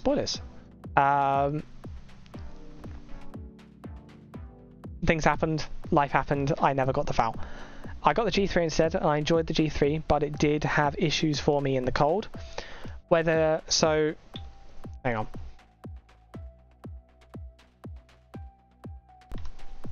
And I think I've unmuted. Yep. Whether I was having issues in the cold because of a particular issue with the G3, or a particularity with the G3, or it was just a inefficient system for the cold, I don't know. With the G3 mags, they actually have grub screws on the side of those G3 mags, and you're supposed to very precisely unwind them in order to get firm fitment into the mag rail with the magazine. But it's a stamped steel receiver, and those walls are not thick because it's stamped steel. So if you do those grub screws even perfectly, and then put the magazine in, and then any kind of bump to the magazine, well, you're going to have an effect of widening the stamped steel of that area. It's not large, but it's present. So okay, it's not large, but it's present. Is it present? You would have to hit the magazines pretty hard on the side of things in order to have an effect like that. But if you hit the magazine hard, then that is the effect it would have. There you go. So yeah, I had inconsistent FPS and poor cold weather performance. Maybe it was because I didn't do that stuff with the mags. Maybe it was an inefficient system. I don't know. And there are parts of... So I sold the G3 to a collector, got a decent price. I do wonder every now and then if I want to get another one. But I know that logically I don't, in theory. The FAL though, the FAL is very cool. The G3 fulfilled my want of a battle rifle-ish, kind of. But yeah, the FAL looks very good. It looks very good. From what I've heard of the FAL, the recoil is not that jarring. It's more of just a quick snap rather than like a proper thud, which, oh well. I would have liked something a bit more chunky in that regard, but in terms of appearance, I mean, it just looks fantastic. And in the UK especially, because we did used to have the FAL in British service under the L1A1 SLR name, you can get surplus Suets. Suets being the Sight Unit Infantry Trilux, which is, well, it's a scope. Basically, it's the predecessor to the SUSAT, which was going on the L85. So my voice is going already, and we've got a lot of builds to go. Oh dear. So we can get Suet top covers and scopes in the UK, but they're really expensive. So I probably wouldn't ever do that, which is unfortunate because, like I say, the FAL is one of those things that I did want from the start, but they're too expensive for me. And but hey, we're looking at this build. So what have we got going on here? DS arms, plastic furniture, and bipod, bayonet, and FAL sling. Were all FAL slings the same and not country specific? I didn't know that, if that's the case. Right, DS arms, plastic furniture. I've heard people criticise the furniture of the FAL, the VFC FAL in particular, and still need to drill the rear iron a little wider on mine. Oh, this on the FAL? foul. Always hated the Einsight's number 3 though. Whenever oh right, yes, yeah. People have drilled out the rear Einsights of other guns as well, and I think it's a good way of making Einsights usable in our kind of ranges. It's always worth a think. What were we saying? Yeah, people have criticised the VFC furniture and said it looks a bit cheap, so the fact that it's been replaced here, that's understandable if that's the case. And here it does look fantastic, it looks really good. The bipod, that's quite a long bipod, so it does make me wonder, we go back to this kind of situation, it does make me wonder if the distance between the ground and you is quite a lot here. Like, we have such a small magazine here, we could get quite low, but not if you're on the bipod, it seems. You'd have to kind of temp pole up a bit to make that work, but yeah, I mean, it still looks brilliant. Bipod, yeah, of course. Carry handle, I mean, the carry handle is just, it's good vibes, I like that. Magazine, yeah, mag looks good. I mean, this receiver, I know it's a small thing for it to be worn in and looking like it does, but I think that's very, very cool. That can't be the trigger, right? I wonder what's going on here. I wonder how that works. If that is the point of sear, or what this does, or if it's if that's the return spring for the trigger, that's gross. I hope that's not the case. But yeah, I don't know. Length of pull on this, so the distance between the pistol grip and the shoulder, that looks quite long, and so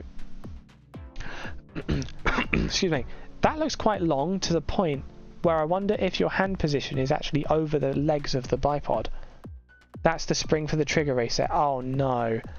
Oh, I'm not sure I'm a fan of that. Oh, unless it's an internal. If that's an internal thing, then that's okay. Same on the real ones. That's fine. That doesn't mean I like it. I don't have to like it. If that's an internal hinge, then that's fine. If that's just grinding against the back of the trigger, then I'm not a fan of that at all. But we'll see. Length of pull. So this is quite far forward. There's quite a lot of distance here between the pistol grip and the shoulder, where the shoulder would be, which means that the weight is quite far forward and means that your support hand would need to be quite far back. However, we notice here the feet of the bipod. This doesn't look like a comfortable place to hold if the weight is that far forward. I wonder how comfortable this actually is when in use. I'm not sure. Well,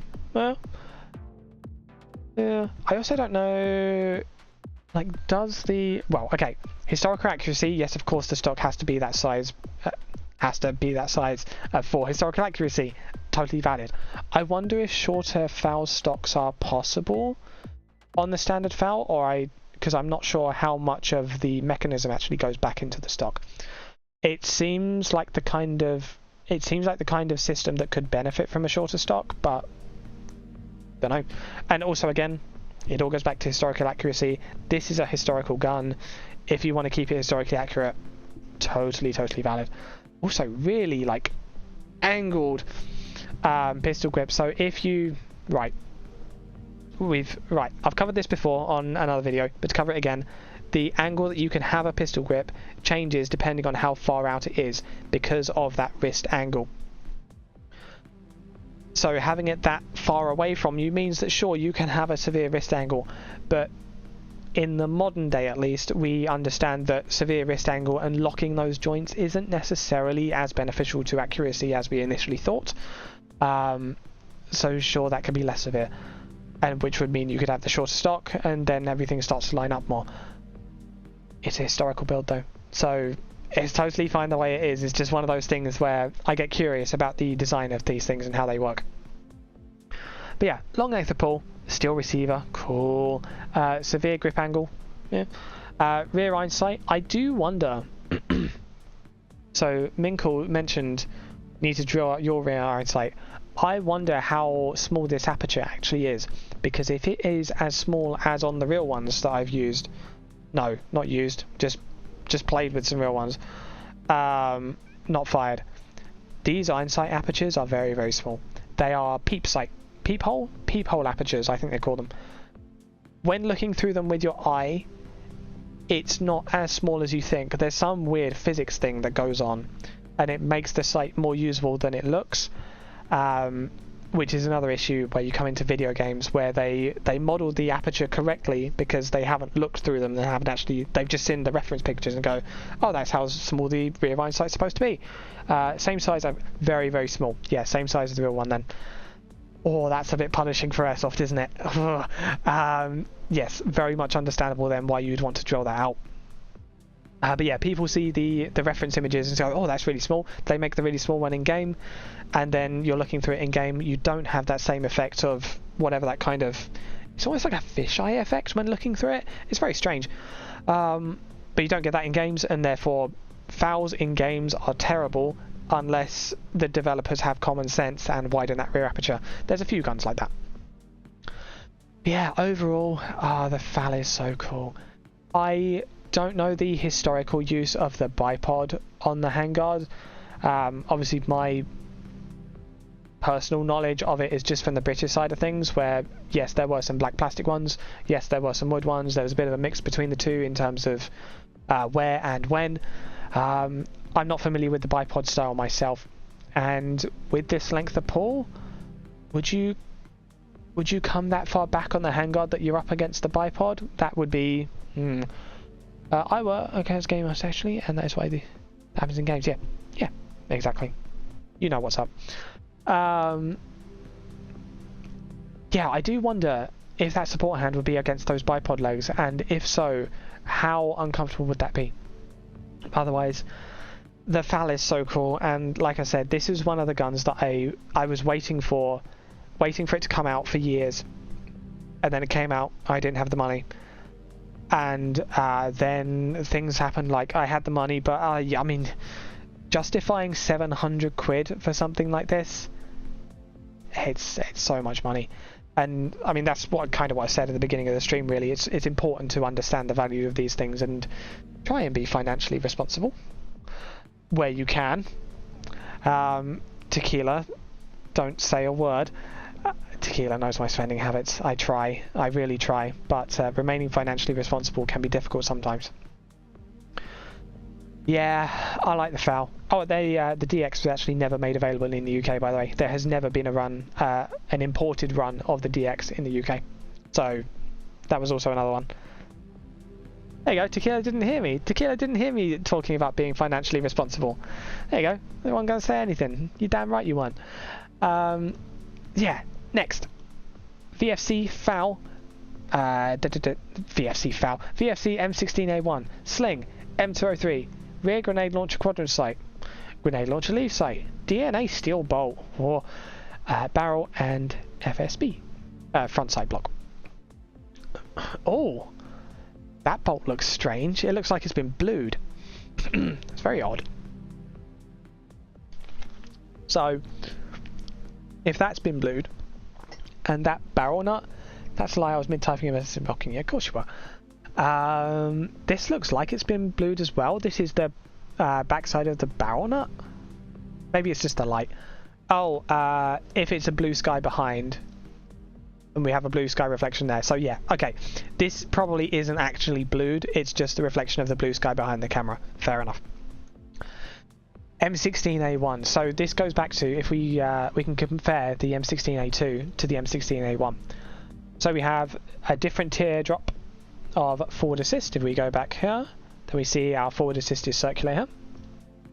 We have a different rear sight that requires tooling or a bullet, the end of a bullet, to adjust, whereas this one just has knobs that you can fiddle with your fingers, whereas this one does not.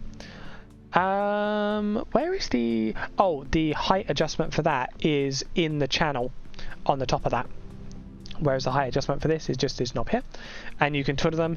It's very easy to twiddle them, and apparently historically it was an issue because people would twiddle them out of nervousness when waiting for something to happen, and as a result their weapons would be off zero when it came time to use them. So the M16A2 rear sight design was actually not considered to be beneficial in use. And we also have, so here we have a brass deflector, this big old chunk of cheese type thing here, whereas here we do not.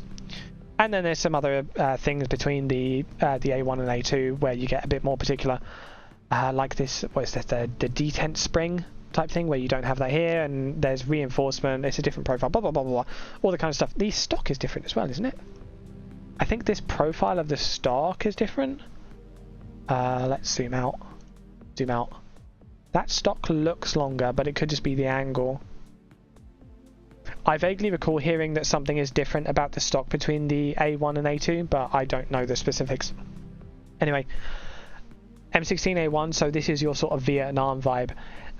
So the quadrant M203 sight that we can just about see behind there, I do have one, but it's off in a shelf somewhere. And the reason for it is that this leaf sight is totally fine. I do have one of these actually nearby. These leaf sights are, I mean, they do the job. Well, I say they do the job. I haven't got any ammo for any of my grenade launchers yet. So A2 stock is about 3/4 of an inch longer. Fair. Gotcha. I have not got ammo for my grenade launchers yet, again, because I'm trying to be financially responsible. But then stress comes along and I'm like, oh, one of those staccatos would be nice, or oh, one of those scopes would be nice. And then grenade ammo is just always bottom of the list. I'm of the opinion that these leaf sights are totally adequate for not only for what we do, but for what they are used for. And history would state that the users of the real ones would agree, because you don't see the quadrants anymore, but you do still see the leaves. We have that GG&G side sling mount as well, again. So yeah, the quadrant, it kind of faded into historical obscurity, but if that's the vibe that you like for that quadrant sight, then hey. I do wonder, so they poke out from the rear, from the rear carry handle. I do wonder if that digs into your chest when you have it slung across you. I wonder how uncomfortable that is. Right, the M203 heat shield. Very nice. He bought 2 staccatos. No, you're wrong there. You're actually completely wrong. I bought 3. Right, moving on. So the M203 heat shield. This is. It doesn't have markings on this side, but I think that's correct for that. I don't remember. So I can't identify what brand of M203 this is, but the. Excuse me. All right, the staccato story. I buy one used because it was kind of cheap, and I wanted to know if I like the staccato. Cool. I buy it. I like the staccato. Cool. I go to a store online and buy a steel internal staccato, the one made by T8. Okay, cool. The next day they gave me an email, however, it said, sorry, we don't actually have any of these staccatos in stock. Oops. Our site says we do, but we don't. So I go, okay, cool. Can you cancel the order, please? They go, yep, we'll send you a refund. We'll get that sorted. It will take like, I don't know, a week or whatever, but we'll get this sorted. We'll get the refund sorted. Okay, cool. Right, so the money is coming back to my account. That'll be fine. I go to another store, order another steel staccato. All right, and that store, they go, hey, yeah, and they send the steel staccato, and then I get the steel staccato, steel internal staccato, in the mail, and go, hang on a minute, the return address of this is on the other store. That can't be right. What's going on there? And then the next day, I get another staccato from the second store I got it from. So, not only classic retail moment, classic airsoft retailer moment of saying, hey, we don't have it in stock, but truly classic airsoft retailer moment in that the website said it was in stock. Then they told me and said it wasn't in stock. Then they told me, said they would refund me. Then they didn't refund me. And then they send it anyway. So there was a period of time in which I had 3 staccatos. Now I have 1 staccato because I got the refund of the one that arrived when I asked it not to arrive, and I sold the used one that I got after fixing it up a bit because I had some issues. the staccato situation was resolved eventually, but it took a little while, and there was a point in time at which I had 3 staccatos, but it's fine now. It's fine now. M203. Like I say, when it comes to markings in particulars and all that kind of thing, I don't know M203s well enough to identify which brand this is. Some brands are considered good, some brands are considered not great, whatever. These heat shields are very interesting, and it's actually another point which comes back to what we were saying with game design, video game design. These heat shields, on it, the vast majority of games, so Arma 3 being, no, not Arma 3, because Arma 3 doesn't have these in the vanilla game. Arma 2 did, Arma Reforger did, Call of Duty, I don't think a recent Battlefield has not had these, but Battlefield 2 back in the day did. Any game that has these heat shields, they texture them in such a way that makes them look like they are stamped sheet steel. And so they'll have nicks on them. Do I have anything that is stamped sheet steel that has marks on it? No. You won't be able to see that, annoyingly. Maybe you can. You know, the nicks that you get on steel, and it makes it look like it's stamped sheet steel. And that's just for the entirety of my life, I thought that these heat shields were sheet steel stamped into this shape. And I was like, oh, cool. I then got, a while ago, I got a G&P M203 with the G&P heat shield, and I receive it, and my first thought was, oh, that's not right though, is it? Because it was plastic. It was textured plastic, and you look inside and it has the aluminium, I guess, heat shielding material that you would expect inside of a handguard. And I thought, that's so strange. And so I started having a look around, and turns out these, the real ones, are plastic, and they have the aluminium or whatever heat shield inside them. They're not steel. Video games have lied to us again. And this was like a big, whoa, I felt so disillusioned. It was months before I felt like myself again. But yeah, very, I get why video games have done it. It's just another one of those strange things where the texturing just makes it look like something it isn't.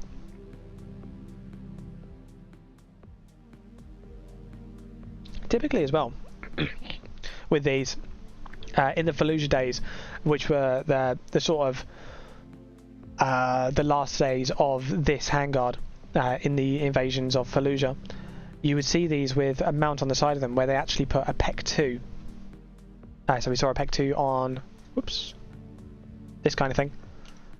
They put one of these on the side of them, and it looked pretty cool. These were on the M16A2s though. There weren't any, I don't think there were any M16A1s in service during the Fallujah times.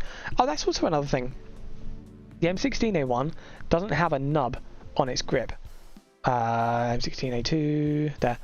This has a groove on its grip. This is just like the Aimpoint Comp M4S issue we were talking about earlier. People hate this nubbin for some reason. They just, they don't like it. There are people that have like shaved it off and all that kind of stuff. They don't like it at all. And so the M16A1 before it actually doesn't have this nub. It's fine though. It's okay. I assume it's just people. Everyone has different hand sizes and hand shapes, and so for me, that groove just fits in between my fingers. I don't feel it. For some people, I guess that's not the case, and so if it is really that big a source of discomfort, then I think they should make a pistol grip with 2 nubs out of spite. What you're asking for there is a Glock 17 Gen 3 or Gen 4. And people don't like those either. So, yeah, maybe the Austrians didn't like us. We're not going to make the obvious history joke with that. So yeah, M16A1, This, I believe, was something like a lanyard retention thing or whatever, but if you've got a rifle on a lanyard, then why? The parade sling loop again, and then that will come off of the lower sling loop here, which has been removed here. It's fine. This chunk here is the bayonet loop, and we have our slightly more modern sling point here. That's fine, does the job, looks good. And then does the A1 birdcage not have the flat underside or the closed underside? That's interesting if that's the case. I wonder if that is the case. But yeah, M16A1, your Vietnam era stuff. It's good. Yeah. The sling is made to. It's a lug, not a loop. I said bayonet lug, didn't I? I'm getting very dry at the moment. My throat's sore already. But yeah, bayonet loop. Bayonet lug. Alright, I definitely said loop there. That's your fault though. Oh, also, this slip ring, the delta ring, is different on the A1 versus the A2. On the A2, it is like a cone shape, so you can get your hand around it easier. On the A1, they didn't care. Fair. But these are a pain. Depending, because, right, some of the springs that hold these in place are psychotic. And if you have this kind of delta ring with one of those ridiculously strong springs, ugh, horrible. Okay, the A1 flash hider is open on all sides. I never knew that. So the reason that the A2 birdcage are closed on the underside is because they believed that this was kicking up dust when when firing from the prone. I wonder how much of an issue that actually was then on these A1s. But yeah, some of these springs can be ridiculously strong for some brands, and so if you have a flat side like this with one of those springs, then that would not be a fun time at all. You can get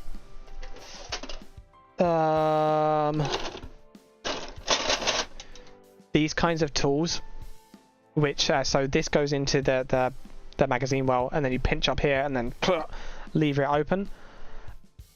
It makes it easier, but it doesn't make it easier, but it doesn't make it easy. And you can actually see here with all this tape that's been chewed up, the force required to do this can be quite severe. So we do what we can. But yeah, I have no intention of ever touching one of these A1 style delta rings because the springs can be rough. But hey, the M16A1 looks good. The sling is a compromise, I guess. I don't believe this kind of sling was really around during the A1 era. Obviously not on that kind of sling point anyway, but that's fine.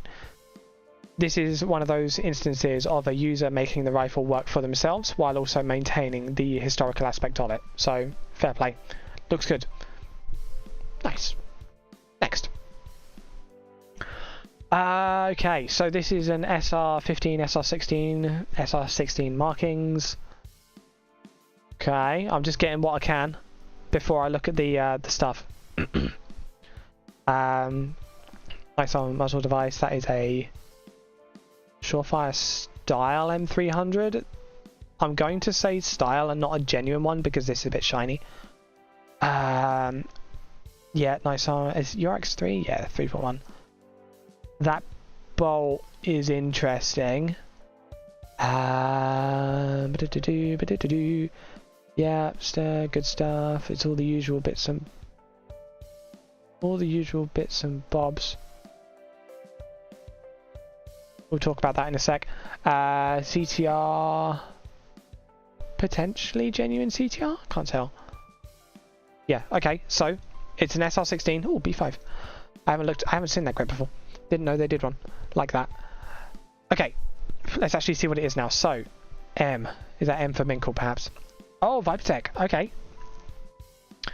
Z parts 14.5 dimple barrel. So the dimple barrel is a Knight's Armament thing.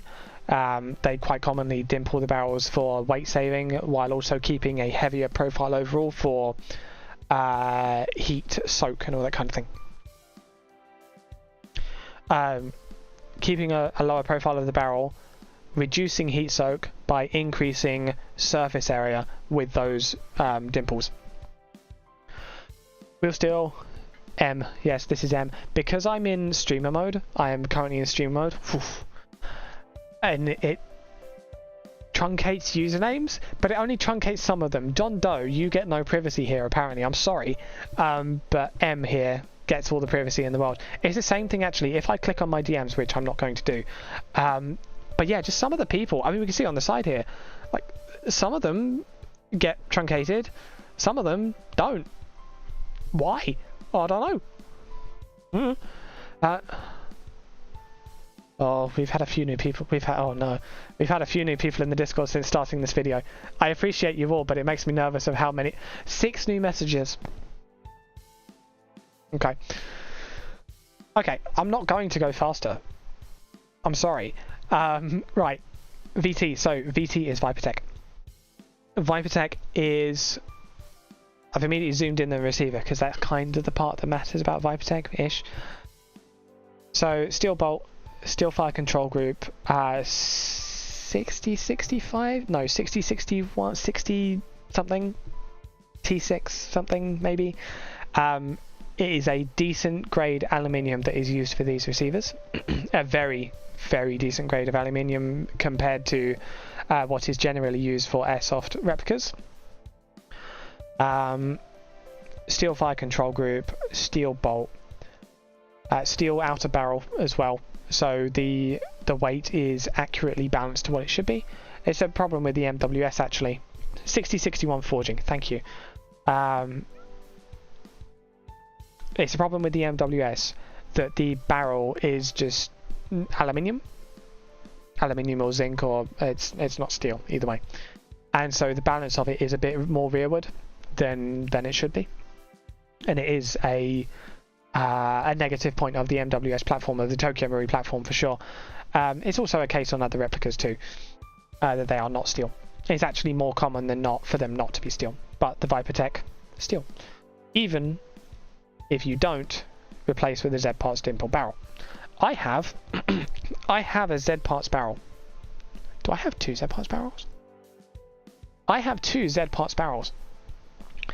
One of them is a WA spec 10.3 steel. Yeah, I haven't ever put it on anything, I don't think. I do have the WA to MWS converter, but I haven't ever put it on because I have, like, over here, I don't know how well you can see it behind all my bits and bobs, but like, I just have, this is a 10.3 inch barrel that the Z parts would be replacing, but I just have them. So I don't have a reason to put steel on it when I don't, like, okay, if I'm going to put a steel barrel on something that I already have a different barrel for, the only reason I'm going to do that is if I want perfect accuracy of the, you know, historical build. If I'm going for perfect accuracy of the historical build for a 10.3 inch barrel, I'm going to want to do it with the genuine handguard of whatever I'm doing. It's going to be a Risk 2 because I'm a Block 2 guy. I don't have a genuine Risk 2 in that configuration. I don't have the genuine Mark 18 Risk 2. I have the genuine 12.25 inch for the 14.5 inch barrel, the full length Block 2, but not that short one. So there's just no reason for me to go in that regard. The other Z parts barrel I have is the MWS Mark 12 Mod 1 steel barrel. I don't remember how heavy it is actually on the books. I think it's, was it 2.5 kilo? It's so heavy, dude. It's so heavy. Like, to put it into perspective, this is the GNP steel 20 inch barrel. These are kind of rare, by the way, so ooh, flex. And then it's got the GNP MWS adapter on them. This is, I think it's less than half the weight of the Z Parts Steel Mark 12 barrel. and this is actually 2 inches longer. It's just because the Z Parts one is so much thicker because of its SPR profile. It's just prohibitively heavy. Whereas that Z Parts steel, that GMP 20-inch barrel steel again, but it's totally usable. It's fine. So Z Parts are good. I've just had a bad experience-ish with that particular barrel just because it's so damn heavy. But can we see the dimples? Yeah, we can see the dimples. Look at the dimples. People love dimples, dude. So yeah, the point of the dimples is to increase surface area while decreasing weight, while also having a honeycomb structure of a kind to keep that rigidity. Structural thickness where necessary. So that's why those are dimpled. It's a Knight's Armament thing. Real handguard as well. Is that a SR16? Yeah, this is an SR16. So, Z Parts 14.5 dimple barrel, real URX and accessories. Oh, genuine Surefire then. Okay. Macro CTR, good. I love the CTR. I'm a massive fan of that. B5 B23 grip. This looks good.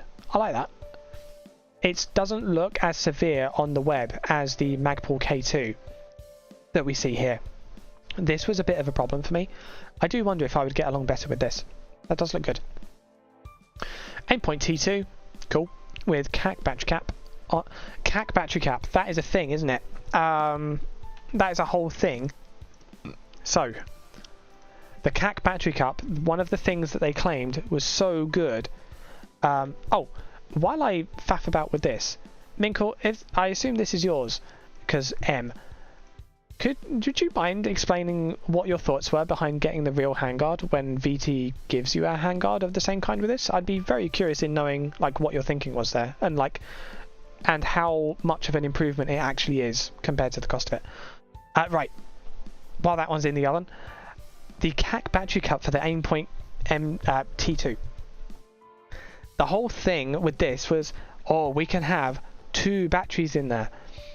It's not to overvolt the thing, it's to have a spare battery. The issue with them is that VT was out of stock at the time. But the receivers were in stock? Oh. ViperTech... buying a ViperTech is a bit of a different process to any other gun. I'm still not quite... Was this a Civi purchase? As in CIVI, the chap. They said it would take half a year until they... That's totally valid. Fair. So they let you buy an SR16 without the handguard. Is that the case? I wonder. That's very interesting. Yeah, purchasing a ViperTech is a bit different to any other brand, really. It's a bit more sort of boutique, I guess. I've considered buying one myself, but for the price of one ViperTech, I can buy 3 NWSs. You know? And these days, when it comes to... We'll get to the battery cap in a sec, I'm sorry. These days, the fact that it is a steel bolt and steel fire control group... Yeah, cool. The fact that it is... Oh, so Civi purchase... Older myself. Okay, fair enough. The Civi thing, by the way, for anyone that isn't aware, there is a chap named Civ. And if you want to do it that way, you can order through him, and it's a bit of a different process. It's supposed to be a slightly more user-friendly process, but you got to find him. And that's not something I can tell you how to do on a live stream, because YouTube doesn't like that kind of thing. Yes. Oh, I've got sidetracked from my sidetrack. Oh, yeah. These days, steel bolt, steel fire control group, and aluminium receivers. The 65 forging, obviously that does put it a cut above. Simple as. Oh, and also, advantage of ViperTech over MWS. It has real threading for the handguard. Sounds like an arm seater for Airsoft. Do you mind? I'm not advertising. The fact that it is a steel bolt, a steel fire control group, it's becoming less unusual nowadays. the VFC V3s, a fair amount of the VFC V3s have a steel bolt and a steel fire control group, and they are these kind of things. I'm not sure. Type 3 hard anodizing too. Ooh. Ooh. I mean, the MWS is a Cerakoted. That's pretty cool too. But proper anodizing, hardcore anodizing. Yeah. All right. Fair enough. All right. Okay. He is chrome plated. Yeah. I'd have been surprised if it was polished with that level of refraction on it. So VFC, they do have the basics of that: steel bolt, steel fire control group, aluminium receivers, but the receivers don't hold up as well as hard coat anodizing. Pre-ordered in for an MWS forged receiver and hard anodizing. Is that a Z part stock, or is that, what would it be, BPW does fancy stuff? I don't know if they do that fancy stuff. Who's that from, Doc? I wonder. Right, let's get to the battery cap thing before I get to... Oh, hi, Dej. You're sitting on my chair. Jeez, that was a rough travel. Hey, Dejan. We actually covered your build already. I'm sorry. We thought it was good, though. There you go. MWC. Okay. Typically... okay. What have I bought from MWC? So, I've bought their solid stock kit from MWC. I bought 2 of them, actually, because I was a fan of both of them. I've heard of them doing cheaper style stuff. I haven't tried any of their fancier stuff, really. I would be very interested in hearing your thoughts when you do get that in, Doc. And, well, we're on the same Discord, so we'll see it. Yeah, I'd be interested in seeing how that goes. Let's go to the... Right, let's talk about this battery cap, because I keep getting distracted. The battery cap of this one, of the Knights Armor one, is supposed to carry 2 batteries. But it is not to provide more voltage to the site, because that would be silly. You're supposed to flip the spare battery the wrong way round intentionally, and then store it that way. And then, wow, you have a spare battery for when that runs out. The trouble is with them, though, they said that they didn't work if they only had a single battery in them. Or, well, what was it? Because not everyone's going to have a... There was some reliability issue if you didn't put that second battery in there. And unfortunate. So, be sure to post it on the Discord. Yeah! I'll be looking forward to that, because a good, proper, nice MWS forged receiver with hardcoat anodizing, that would be very cool. I haven't done a receiver swap in terms of... So, I have never removed a trigger box from an MWS. Which is... is that the last thing I haven't done? I think that's the last thing I haven't done on an MWS. I haven't removed the trigger box, I haven't touched the trigger box, taken it apart, anything. I've never even replaced a Z plate. I have not done anything in that world. Which is a bit strange, considering how long I've been playing, but whatever. Yeah, so battery cap, fair dues. Yeah, the cool thing about Vipertex is that they can take real handguards without any need to rethread the upper receiver. The MWS, for example, you do, but not with these, and not with the VFC either, I don't believe. And there's a couple of other brands that are similar. The downside of Vipertech, though, is the muzzle device is also the same as real, which is a problem for UK people like myself, because if we were to purchase real muzzle devices, then we get the police on our doorstep, because it's a pressure bearing part, and therefore it wouldn't be legal for us to do that. So we would have to keep the original muzzle device on there, and there would be no potential for us to change that. Unfortunate. That being said, though, the VT, I believe, their WA spec for their barrels, so you could get a different barrel. But then if you get a different barrel, then what's the point of getting a steel barrel rifle in the first place? Blah, blah, blah, blah, blah, blah. And all that kind of thing. Whatever. Right, let's actually look at the bits and bobs. Oh, by the way, watching the part where the build was being covered, VFC Car 15 stock does not wobble. It's from the VFC M733. Interesting. Okay, fair dues. You can ask them to give you a 40mm barrel adapter. Yeah, but if it's an adapter, then does it affect the length of it and all? If it's an adapter, does it affect the length of it? Or is it... No, I don't have the thing. Is it insert? Yes, I was going to ask that. Yeah, okay, because the Z parts, the Mark 12 Z parts in particular, that's the same thing. Oh, well, that's very interesting, isn't it? I didn't know that. That's cool to know. Right, let's actually cover what we've got going on this build. Right, Magpul CTR, fantastic stock. We love it. B5 grip, looks great. We covered that in a sec. We covered that already. Ambidextrous safety, we've gone through that already. It works for some people better than others, but generally pretty good. Not sure if that's the Knight's Armament standard trigger guard. I think it is, but I don't know. Keyhole marking, Knight's Armament, charging handle, Knight's Armament rear sight, or style rear sight at least. Let's see. I would be surprised. Oh, wow. No, VFC. Yeah, cool. The VFC Knight's Armament sights are absolutely good enough. They're totally, absolutely good enough. No problem with them at all. I do wonder, though, do these sights work through this sight? Because that wouldn't be a co-witness. What would that be? And there? Is that a co-witness? Can you see the iron sights through the dot? That looks like it's very close, because that is a... I forgot to put it out. Oh, an LMT charging handle, Lewis machine. Okay, fair dues. I didn't know they did charging handles. Okay.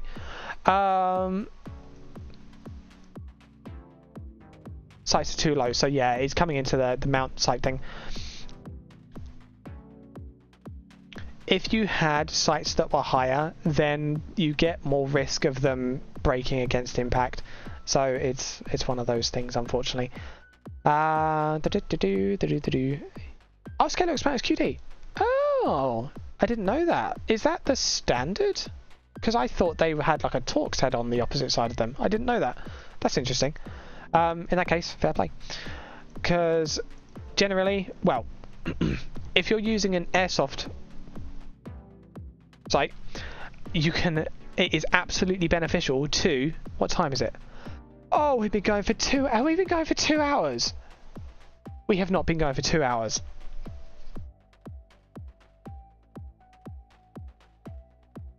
Oh. Oh god, we've been going for 2 hours. I thought Badger's video was long when he was doing this same format again, like I was saying, 6mm Badger. He pushed me over the edge into trying this format. I thought his video was long when it was like 58 minutes or whatever it was. We've been going for far too long. I'm so sorry. We're a quarter of the way through. We'll keep going. With Airsoft style sights, these aim points in particular, you've been doing a great job passing this high work for me. Oh, thanks. Thank you, Sock. Appreciate that. That's good to hear. With these sights in particular, the aim point ones, the aim point comp ones with these tubes, like I said earlier, whether they work or not really depends on how they feel. If they feel hurt in any way at all, then they're not going to work. So we're looking through that. I see the dot. Oh, I see the dot. I see the dot. I see the dot. I see... Now you decide to work. Okay, okay. You know what, I'll just sell the genuine one then, because that works now. But there are absolutely occasions where they do just die, or the brightness isn't sufficient, etc, etc. And so backup iron sights become more relevant, and for me at least have become used far more often than I would expect if I was using something of a higher quality, like the genuine aimpoint the aimpoint T2. I think that's a T2 because it's got the fencing, right? T2, yeah. Like the genuine aimpoint T2 that's there. With something like that, you wouldn't expect that to break at all, ever. The second you sell the genuine one, it's going to stop working. Well, the second I pick it up again, it's going to stop working. Real T2 and mount, yeah. And mount, do you think, so in your opinion, Minkle, do you think the real mount is necessary? Because generally I don't tend to bias towards real mounts, because Airsoft mounts for me have tended to be good enough with a little bit of modification. Excuse me. So, oh well, this is actually a bad example because this one was fine from the outset. But things like putting a bit of thread lock on the screws, and if I unscrew this entirely, and remove this. So it's not present here. Absolutely not. I just found a good offer. Fair dues. Absolutely. I have had an issue on a Night Force reproduction scope mount of this kind of design where it wasn't locking on properly and it was a bit wobbly. So it actually needed just a little bit of filing on these contact surfaces here to allow the mounting clamps to go just a little bit further, and then that fixed the problem. So I haven't generally had enough of a problem with any airsoft mount to justify getting a proper one, but if you get a good deal, then you get a good deal. The only mounts I have that are genuine are on the sites that I have that are genuine. So for example, ACOG, genuine. I mean, it's a genuine Picatinny mount, but really it's just a lump of... Oh, is it steel? It's not even steel. Nope. Oh god. The screws are steel. Yeah, not even steel, but yeah, sure, it's a genuine mount. We'll cover what it's actually genuine. The Aimpoint Comp M4 mount, again genuine. The Aimpoints have this like ratcheting system on them, so you can't actually over tighten it. So if we go... I thought it came to me on a Geisley mount, cool, must have misremembered. It came to me on a Reptilia. I grabbed Scalarworks from someone for cheap, fair dues. So if we look at what the Aimpoint mount does, so it gets to a certain tightness and then it starts to go weird and it clicks. It actually doesn't allow you to over tighten it, and it's not a whole lot of tightness that it stops on. Like if I just...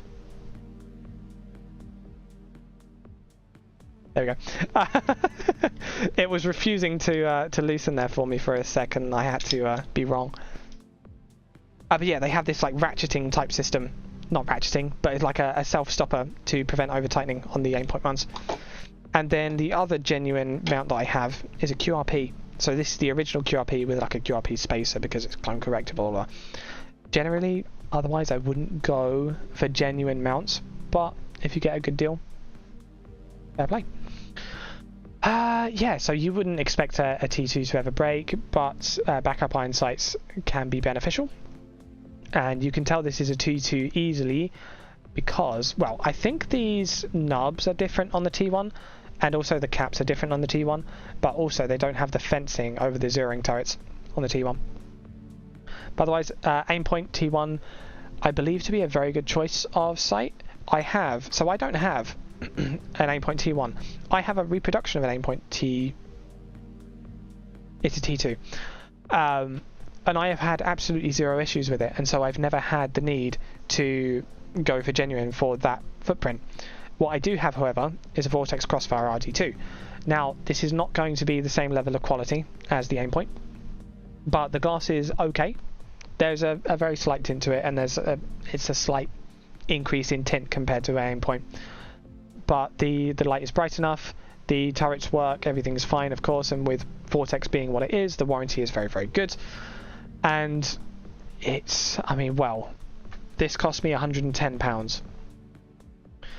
A T2 would cost, if I was lucky, I could probably get one for £550. So there's a bit of a price difference there, and this does the job for me. So for me, I stick with that. But it depends what kind of country you're in and what kind of availability you have. Found a Sig Romeo 4 line for, yeah, own 2, soon to be 3, nice. I've heard good things about the Romeo 4, but I think that is the same issue here. We'll Google it. Let's Google what the UK prices are like for the Sig Romeo 4. There's also the Sig, because we were talking about the Comp M4 earlier. There's a Sig Romeo 7, isn't there? That's the kind of Comp M4S type look to it. That's apparently very good. So, Sig Romeo 4. Yep. Yep. Okay, I've got the 4H, which will have to be good enough. No price. No price? Oh, products unavailable. I'm in the UK actually, which made this build much handier to put together. You're in the UK and you have a Vipertech. That's interesting. Usually those are quite difficult. Well, no. Usually people say those are quite difficult. When people say that something's going to be difficult, but when it comes to Vipertech, it just means that they haven't done it. It's kind of... So maybe it's actually easier than we think. So here's the cool Sig Romeo. Currently sold out. No, give me the price for it. Sig Romeo 4M, yeah, give me that. No, no price. I'm already having trouble. I can't even get a price for anything here. That's a review, not a shop. RH, no. So I can get a Romeo 5, which does look very similar, but I'm not sure if it's on the same footprint. If it is on the same footprint, then a Romeo 5 costs somewhere between £200 or £300. Why does the Romeo 5 XDR claim that it uses a AAA battery when it is the size of a T2? I can't show you because it'll be showing a store and then it's promoting a store, blah blah blah. Odd. Okay.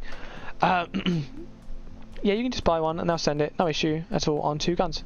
Oh, okay. Fair. I can't ask you directly how much that something fell over.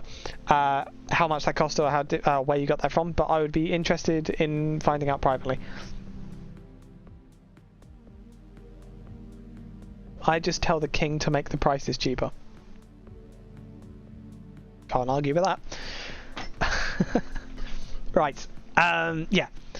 So, oh, the is that a PMAG? God, I've gone blank on what a PMAG is. I think that's a PMAG kind of design. Is that because the Vipertech don't do all of their own mags, do they? They're quite commonly used with the EB techs, and then people modify GHK mags and VFC mags for them. So I don't know what the mag situation there. Yeah, sure thing. I think I will. It's one of those situations again where for the price of one Vipertech I could get 3 MWSs.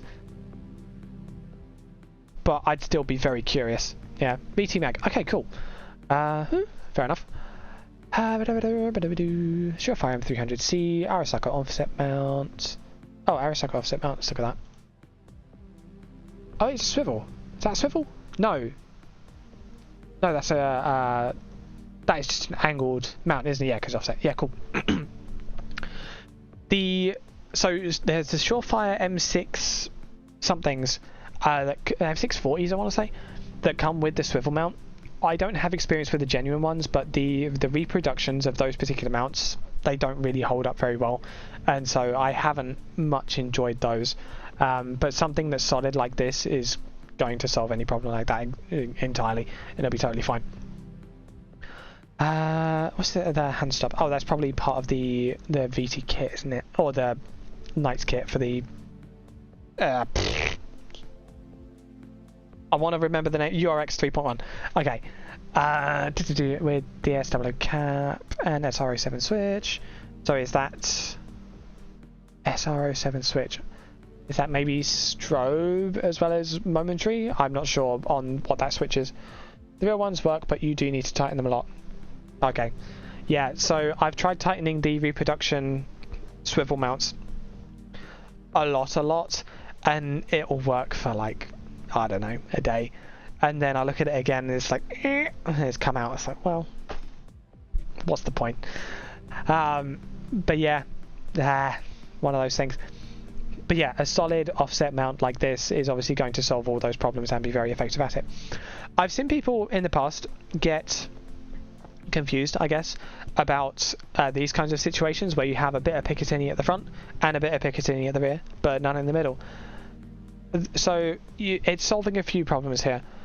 One, you don't generally need anything here. You have a thing up front here for lights, lasers, or anything like that, and you have a thing back here for sling points and all that kind of stuff.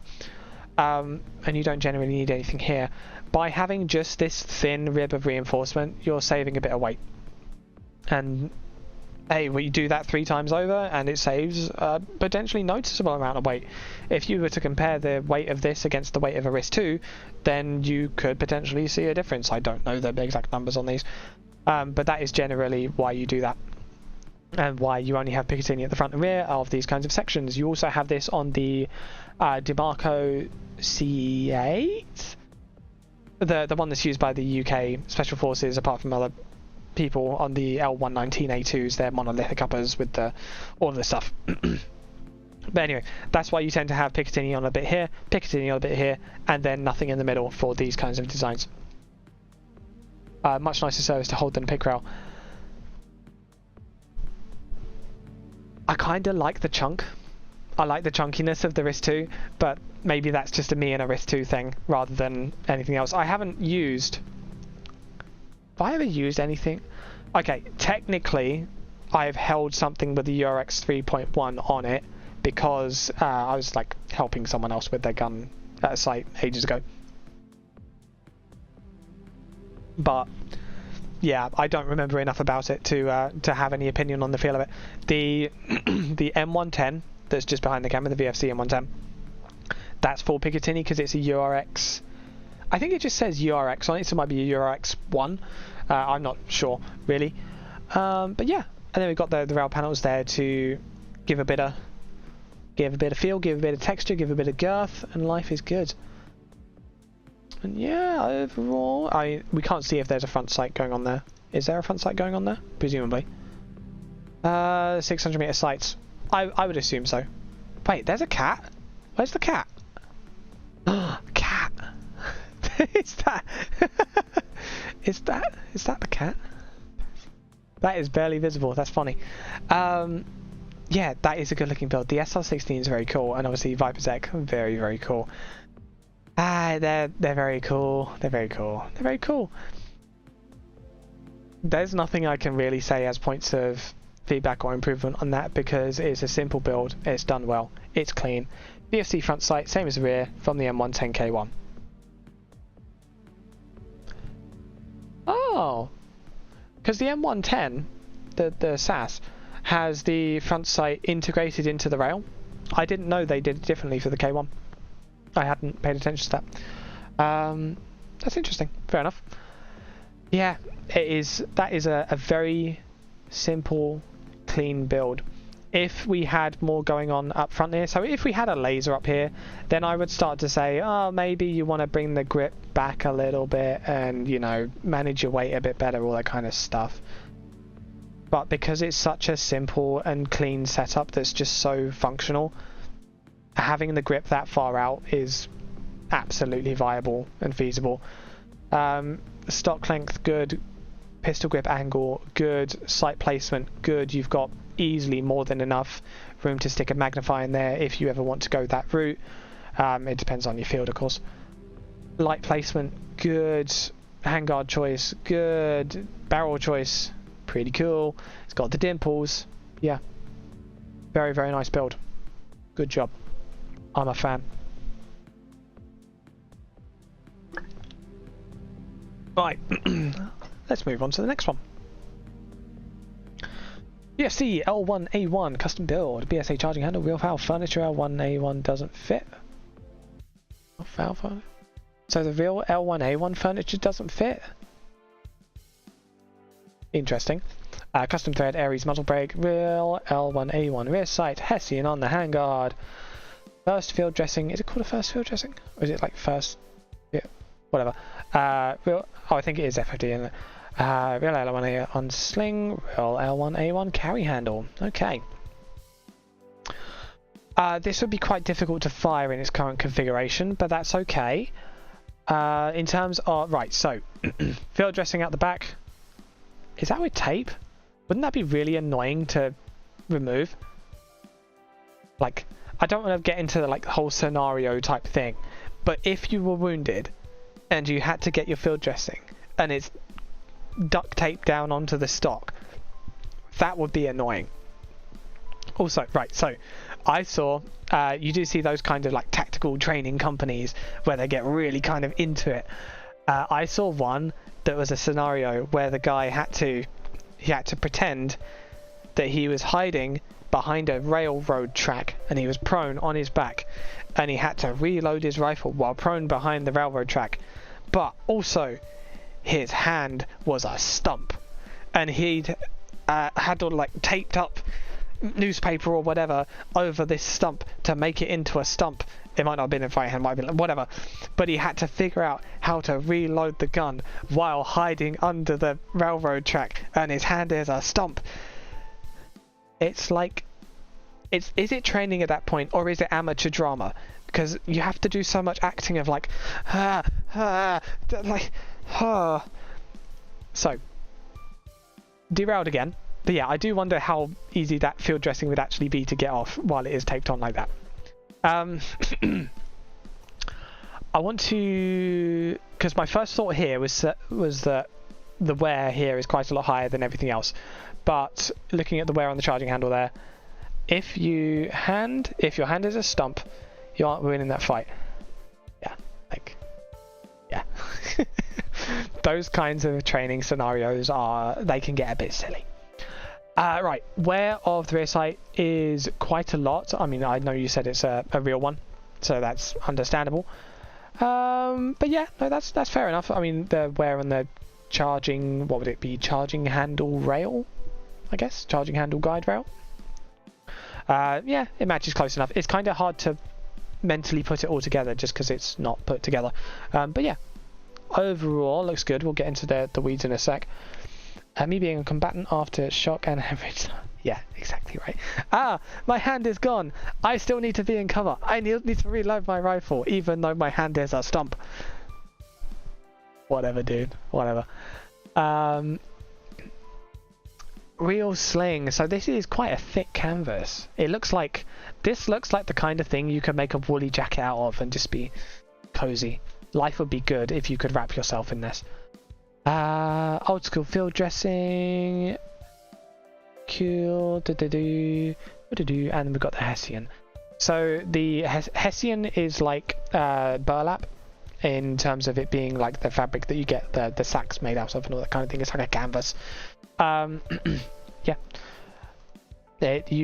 This is a thing that was done back in that time to kind of break up the entire black. I don't think it was done with like the lighter style here. I think it was dyed or painted or whatever, but still absolutely viable for it to be like this. Is that barrel longer? If we go to our other foul here, there, okay, so it's a bit shorter than the handguard. Is this muzzle device longer? Oh, I can't tell because of the thing. I wonder if this, so it did mention it was a custom muzzle brake, right? Custom third areas muzzle brake. I wonder if that muzzle brake is longer than the standard foul, because this looks a bit long. Me, as someone who's been wrapped in stuff like that, no, you would not be happy being wrapped in that at all. Yeah? Yeah.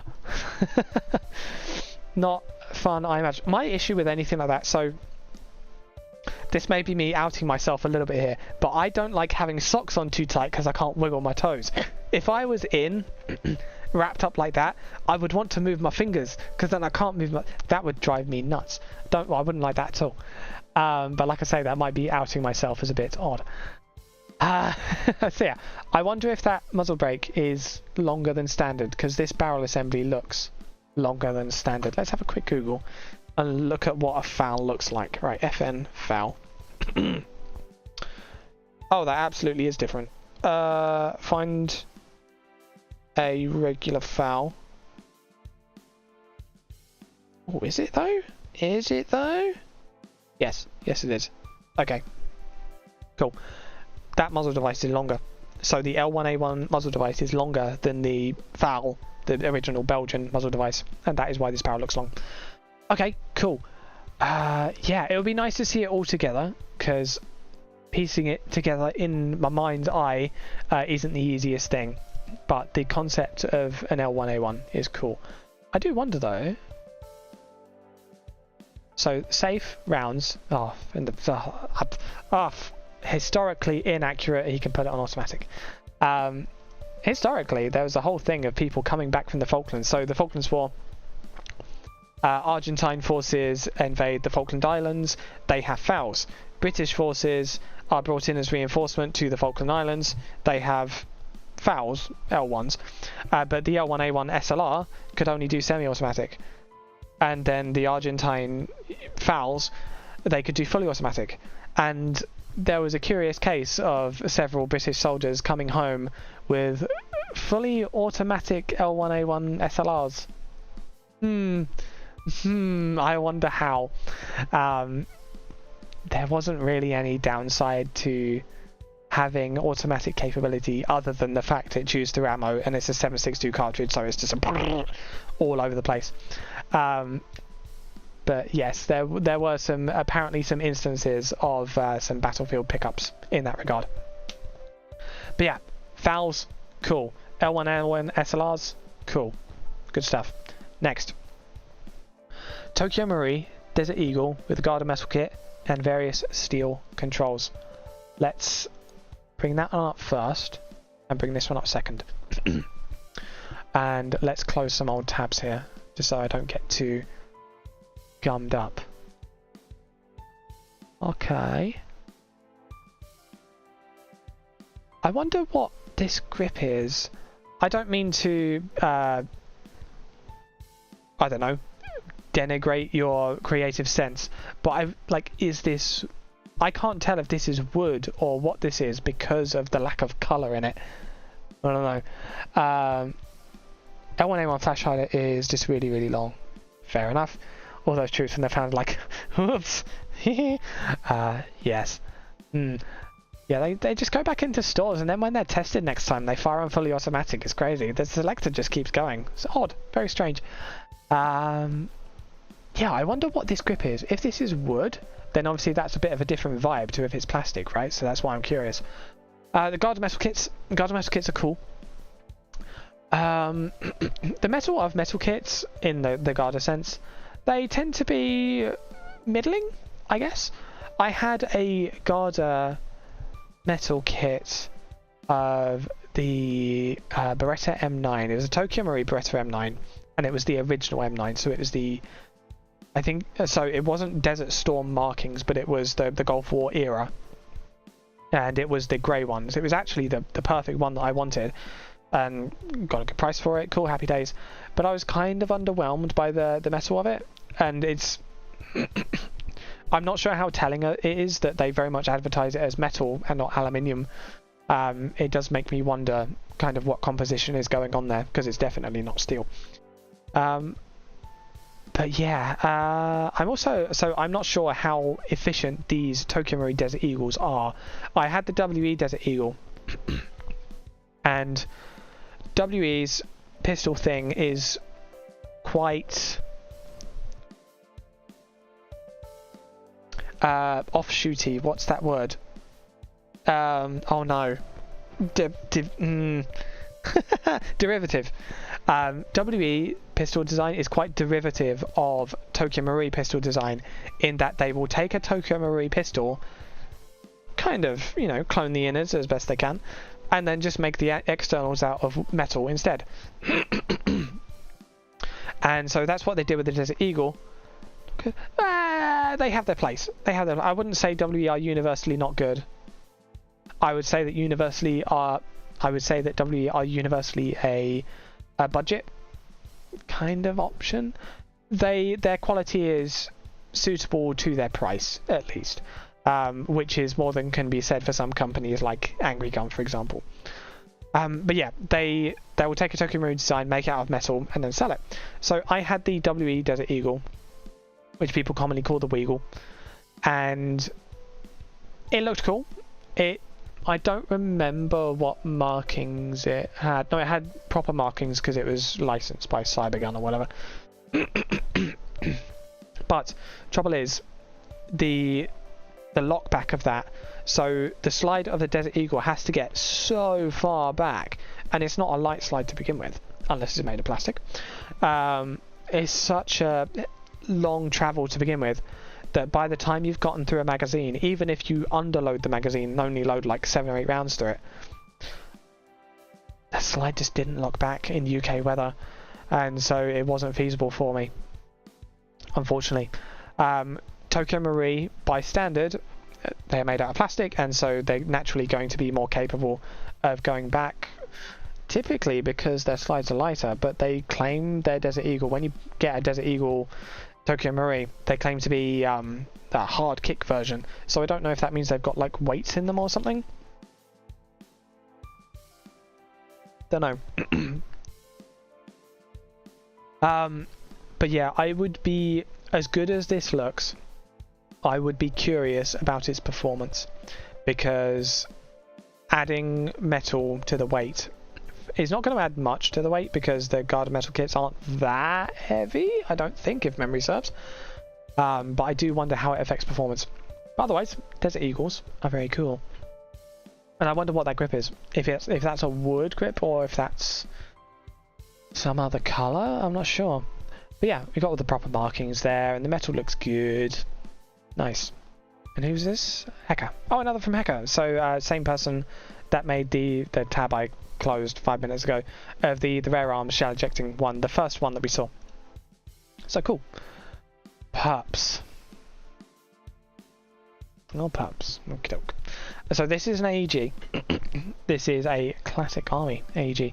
Now for starters, it's worth noting, we had a look into this because both Tequila and I looked at this and thought, that looks a bit suspicious. It's just one of those tactical apparel shirt companies. They sell shirts, sure.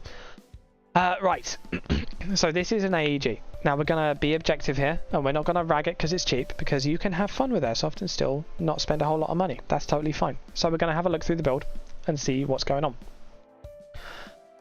Right, for starters, the barrel is not 10.3, therefore it's terrible. Let's just close that down and get rid of it. No, I'm kidding. Right. So the barrel is not quite full Mark 18, well, not quite Mark 18 length, it's a bit longer, whatever. AEGs, it's only one. It's actually the only AEG that we've got here today. But yeah, AEGs have their place because they are very consistent over long bursts. They have a high capacity. There's, you know, we know why people like AEGs, and that's fine. Your muzzle device is upside down. So you have the closed bit of a birdcage muzzle device, and the open bit. The open bit goes on the top.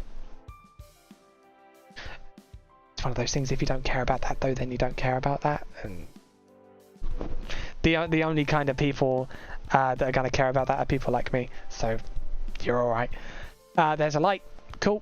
The light placement is so close to the muzzle that if it was a real gun, then this would just blast the head cap off of the light. So yeah, I mean, again, it's not a real gun though, so if that's not something you care about, which hey, we've got a solid stub stock on a Mark 18, so it's probably not something they care about. So okay, there's a light on it, fair enough. You can't get a suppressor on that either, because that's, you know, that just wouldn't work. It has a front sight. The front sight won't work because we have a GBRS Hydra. I'm going to scream at that in a minute.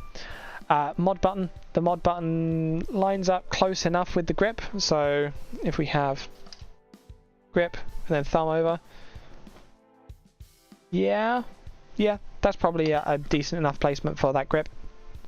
Grip versus the button, fine. Wrist 2, cool, that's a wrist 2. You need to do up your middle screw though, because that looks like it's coming undone.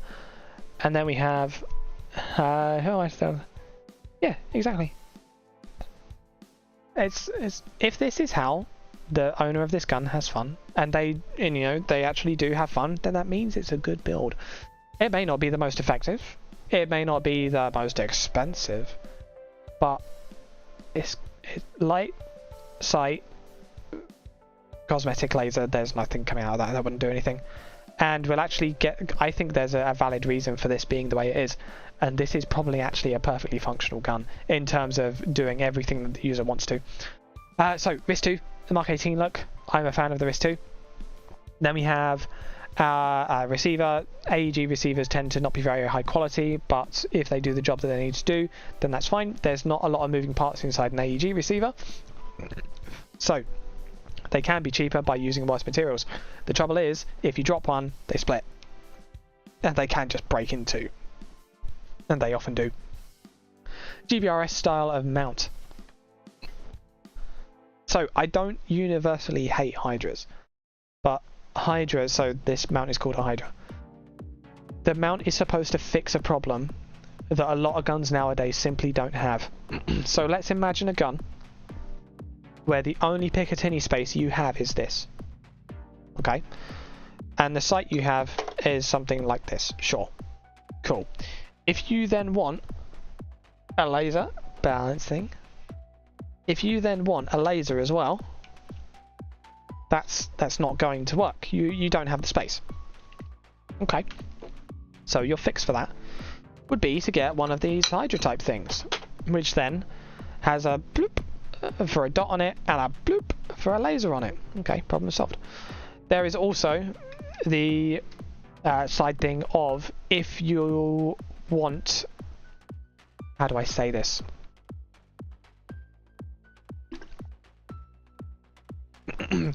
If you don't want the laser to be on the rail with your hand for any reason.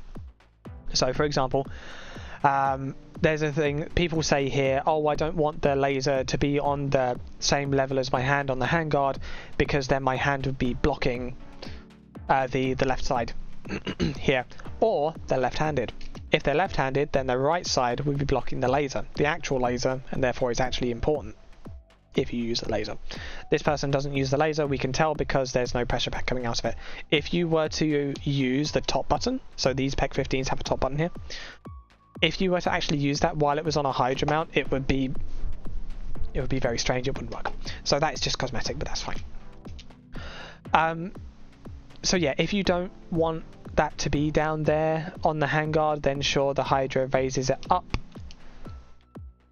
But in reality, that's only really going to apply if you're left-handed, because a laser coming out of the right side is not going to be blocked by your hand at all, regardless of where it is. And it just works fine. So it's fine to be back there, and you usually do see it can hold zero better. That is actually true. That's a good point. And so on UK Special Forces builds, you will commonly see the PEC mounted further back on the back of the handguard. Still at handguard level. But holding zero in that particular case isn't relevant, because the upper receiver that they use for that is actually monolithic, so the handguard's part of that. But that is actually a good point, Ghost, that I had not considered, in that this is mounted to the receiver, whereas the handguard is... It's not free rotating, obviously, because then it would just be like... but it's only held in the place that it is by tension. Now, with the Mark 16 handguard, we don't have... So we can scroll up. We can scroll up. Huh? Oh, because it's in threads. Threads there, Mark 16. With one of these, we can see here a grub screw. So these are held level by those grub screws. There's one on that side, one on the other side, and then it pinches there and keeps it from rotating that way. With one of these, it's actually a back plate of kind, a delta ring-ish, then barrel nut in the middle, and then the handguard on there. And so there is a bit of rotation force there, and with any kind of rotation, sure, you can get a little bit of angular difference. And if we're talking about a difference of, if we're talking about a range of 100, 200 meters that you're shining this laser at, then sure, a fraction of a degree can make a difference there. And so having something mounted to the receiver instead that is solid, sure, that can be beneficial too.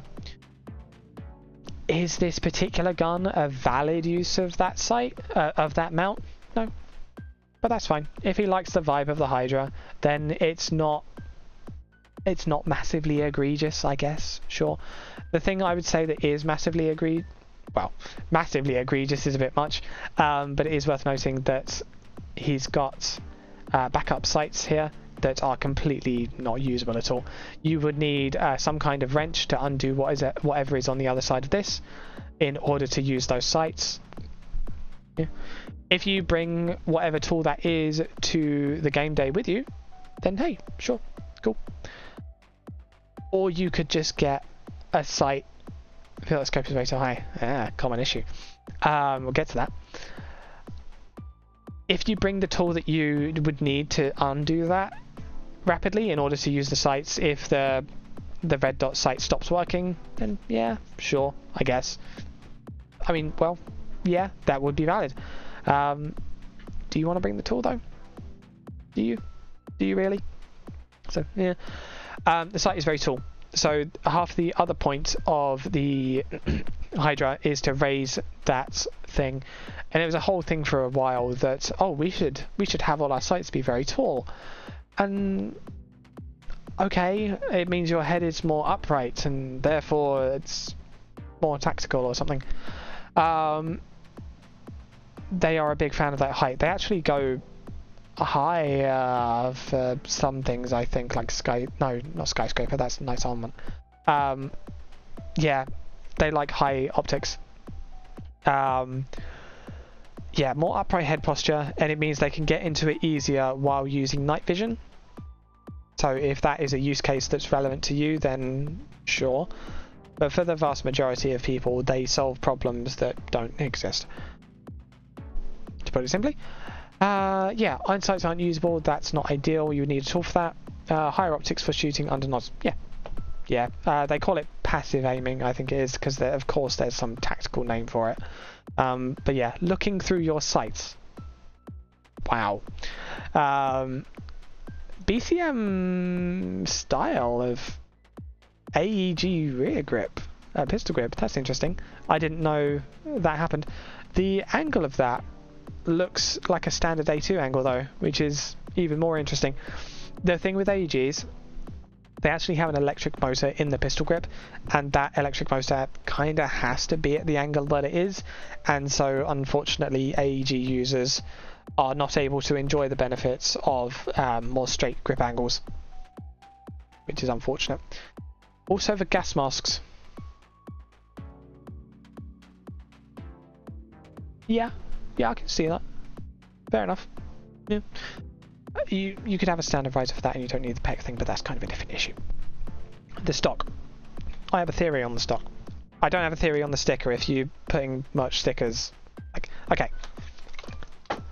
If you just go full weirdo and just put like flipping an anime sticker on there, sure, then you know you're really flying your flag. Filters from the gas mask get in the way of proper sight pictures, so GBS. Yeah. Typically you don't have to, well, unless you're on one of those gas masks that do have the double filters, because then they're not suited for shooting with, whatever. Paintball mask too, that's also valid. If you're shooting airsoft with a paintball mask, then have a look at alternatives if your local rules allow, because the Delta mic, for example, is a very good option, and there are some other manufacturers that do just very, very low profile situations. I'm personally a fan of the Delta mic because it works and it solves so many problems. It's good. Yeah, so gas mask valid. Let's talk about the stock. Oh, we were talking about stickers, weren't we? If you just, hey, fly your flag, be a weirdo, stick an anime sticker on there, okay, fine. If you stick lots of them on there, then that's just a bit obnoxious. I think we can all agree about that. When it's one of these like tactical try-hard companies, like, not for me, pass. But in terms of why there is this stubby stock on there, I have a theory. With the AEGs, they have to have the battery in there.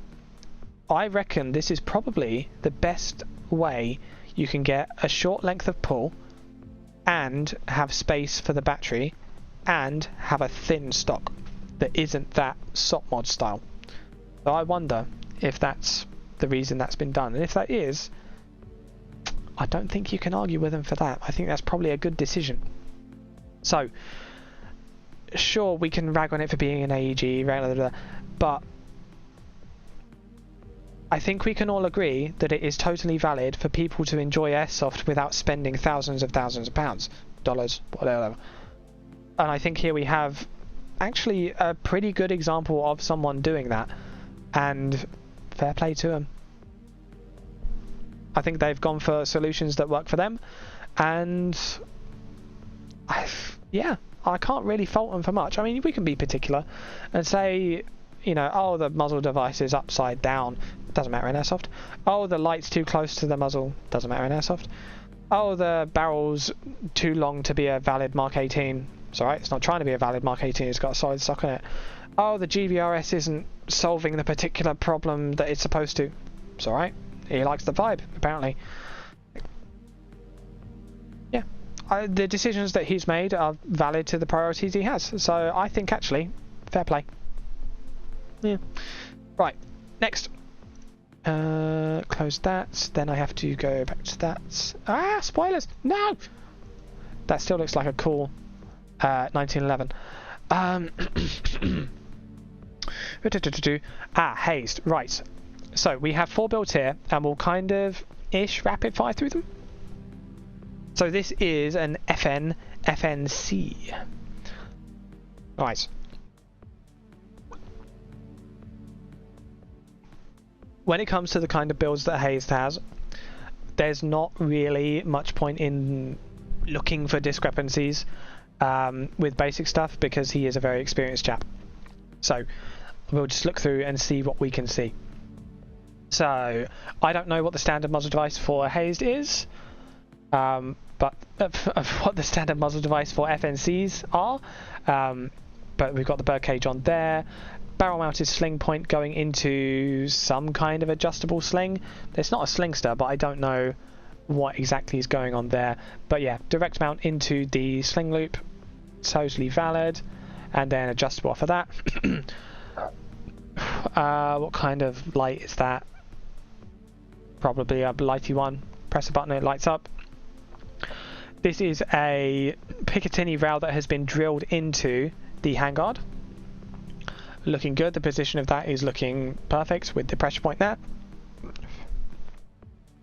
Unity mod button going through to the light. Yep. Nothing really to criticize on that. Okay, so if we're talking about railguns here, okay, I'm talking about railguns because when it comes to looking at airsoft guns, your brain, even if you're not that particular about railgun stuff, your brain can still go, oh, something doesn't look right if you look at an airsoft gun that is set up in a way that would be strange for a railgun to be set up. So if we look at this example, typically you don't want your light to be a close distance behind the muzzle, because the cordite and powder burn of the muzzle gets onto the light lens over time, and then it just clouds it up and it's horrific. So that's why you have those sort of like pushing out mounts of getting it out in front, and also they're also used for reducing shadow of suppressors and stuff like that. This, however, we don't have that problem. The reason we don't have the problem is because it's very, very far back, and presumably this is quite a tight beam on it. You're not going to have to worry about shadow. So that's why that's the way it is. We can tell that this is a right-handed shooter because of the positioning of the pressure pad. If it was left-handed shooter, it would be on the other side. And the fact that it's mounted, the fact that the light's mounted onto the left side as well is a bit unusual. But is this mount part of this button? I wonder if that's the case. I don't know much about this kind of thing, but this does look like either a scout mount or like that 640 swivel type mount that we were talking about earlier. If that is the case, then it's definitely not going to be onto the gas tube up here. Almost definitely not. This is probably mounted on the Picatinny. So in which case, he's reduced the amount of Picatinny that he needs to drill through the handguard, and then just made that all part of one assembly. Decent, smart. Yeah, handguards. That is the standard FNC handguard. Well, it may be replacement with a surplus or something, but it looks good, whatever it is. Aim point. Oh, that is not an aim point Comp 2. That is an aim point PRO with a kill flash. So, oh god, we're gonna have to talk about kill flashes. Kill flashes at the moment are a bit of a strange fad thing that are going around. Right, in Airsoft, kill flashes, these grill things, are absolutely a valid protection against BB strikes. Sure. They also really degrade your sight picture. If you put one on and you don't notice an issue, such as with an ACOG, you can put a kill flash on one of these, and unless you directly compare between the two, you may not notice a problem. In which case, put one on, you can protect your ACOG and be fine and be safe.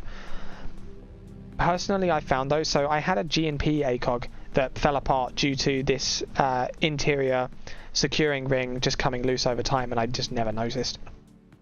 So it fell apart, unfortunate, but as a result of that I got to see just how thick this front glass was.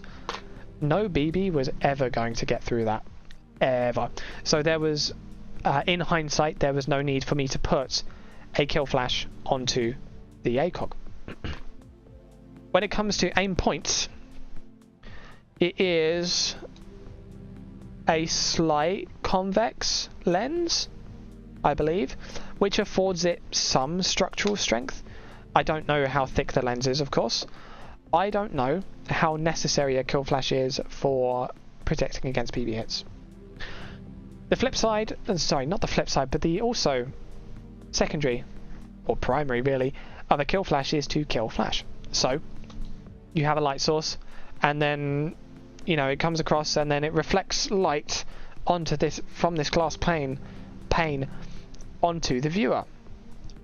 And then the viewer sees you and goes, oh, that's an enemy! We need to shoot that person because the flat surface has flashed the light, and so you see something, but the also side. But the also side? But the also side. But the also side. Yes. I'm going to give you a chance to write that again in English, and we'll see how that goes. Yeah, flat plane of glass goes, flashes the light, and so something changes colour, and people go, oh, and you get spotted and murdered. Terrible. One, these are very aggressive grillings. You can have much less aggressive grillings on these and still be totally fine for flash, due to the physics of the situation. I guess we'll cover the physics of the situation.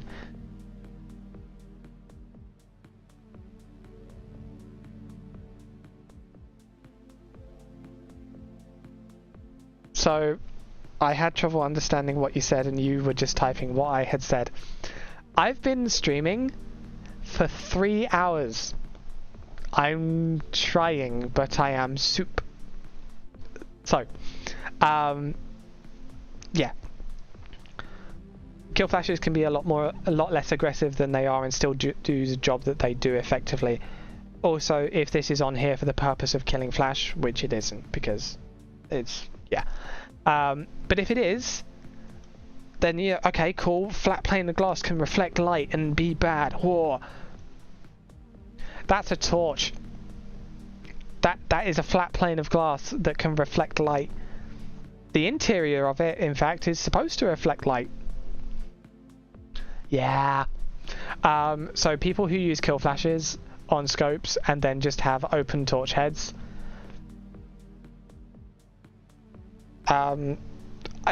shut up. I can't think of a friendly way of saying that, but the torch is going to cause the same problem as your scope if you perceive that to be a particularly severe problem. They actually have been using some new scope spotting wizard thing in Ukraine, I believe. That doesn't surprise me. So the Kamov KA50, I stream for it can get hard. You're soup anyway. It can, right.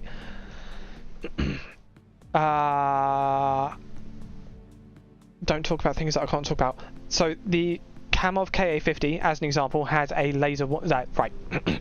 The Kamov KA50 is a Russian attack helicopter. The Hayes is on discussing the attack. Oh, is that the CAC mount? I thought that looked a bit weird for a QRP. The Kamov KA50 is a Russian attack helicopter. It's a single-seat attack helicopter. And one of the features that it has is a laser warning system. When a laser is fired at it by something like a BGM-71 TOW, or any kind of laser guidance system, it will then alert the pilot, hey, we're getting pinged by a laser. The laser is in this rough direction. He's evil like that, yeah.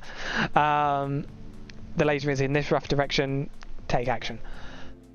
That is a helicopter from the 80s, maybe? So we've had the kind of tech to look for glare for actually a very long time. So it doesn't really surprise me that we have that kind of tech available on an infantry level now. Fair. But like I say, if it can glint off of this, then it can glint off of that. They're even at the same angle. So, Yeah. In terms of kill flash tech, it can be less aggressive than that and still work. Let's say this is our scope. It's facing this way. Light comes in, bounces off at just the right angle, and it goes to you. Okay, cool. Let's put a grill across that. We'll say just a single plane. Okay. Light comes off of that, reflects, and it just goes into the plane. This doesn't go anywhere from this side. Okay, what about light that would go to the other side? Well, it doesn't, because it's in shadow from the plane. Simply having a single plane would not solve your problems, because your angle then of potential reflection is still quite wide.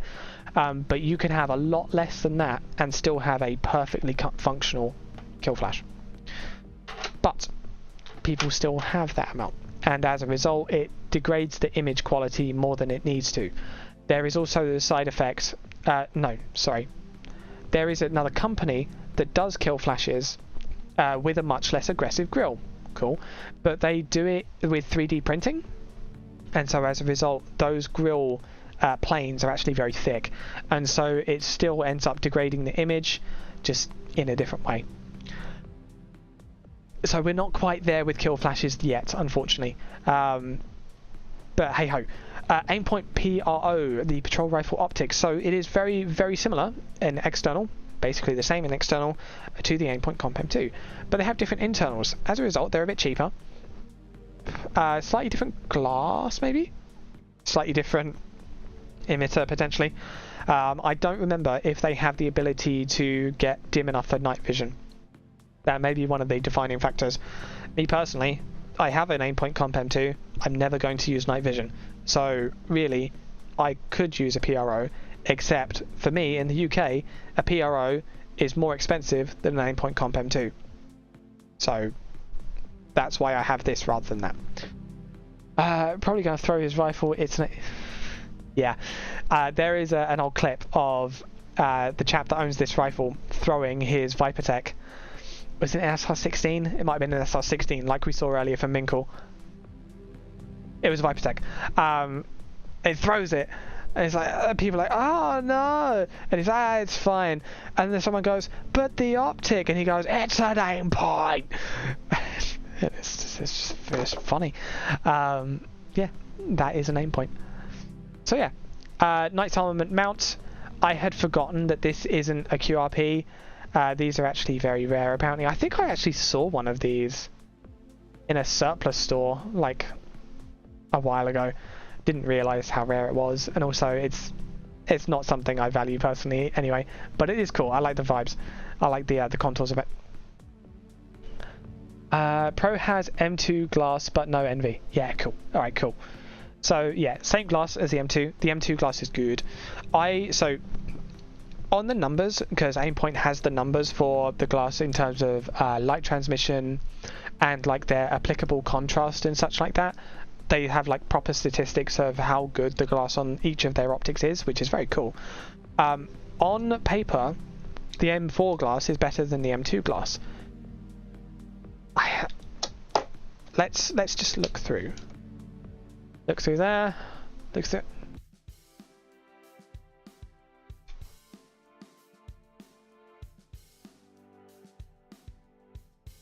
If I said I could perceive a difference, I would be suspicious of me saying it's a placebo.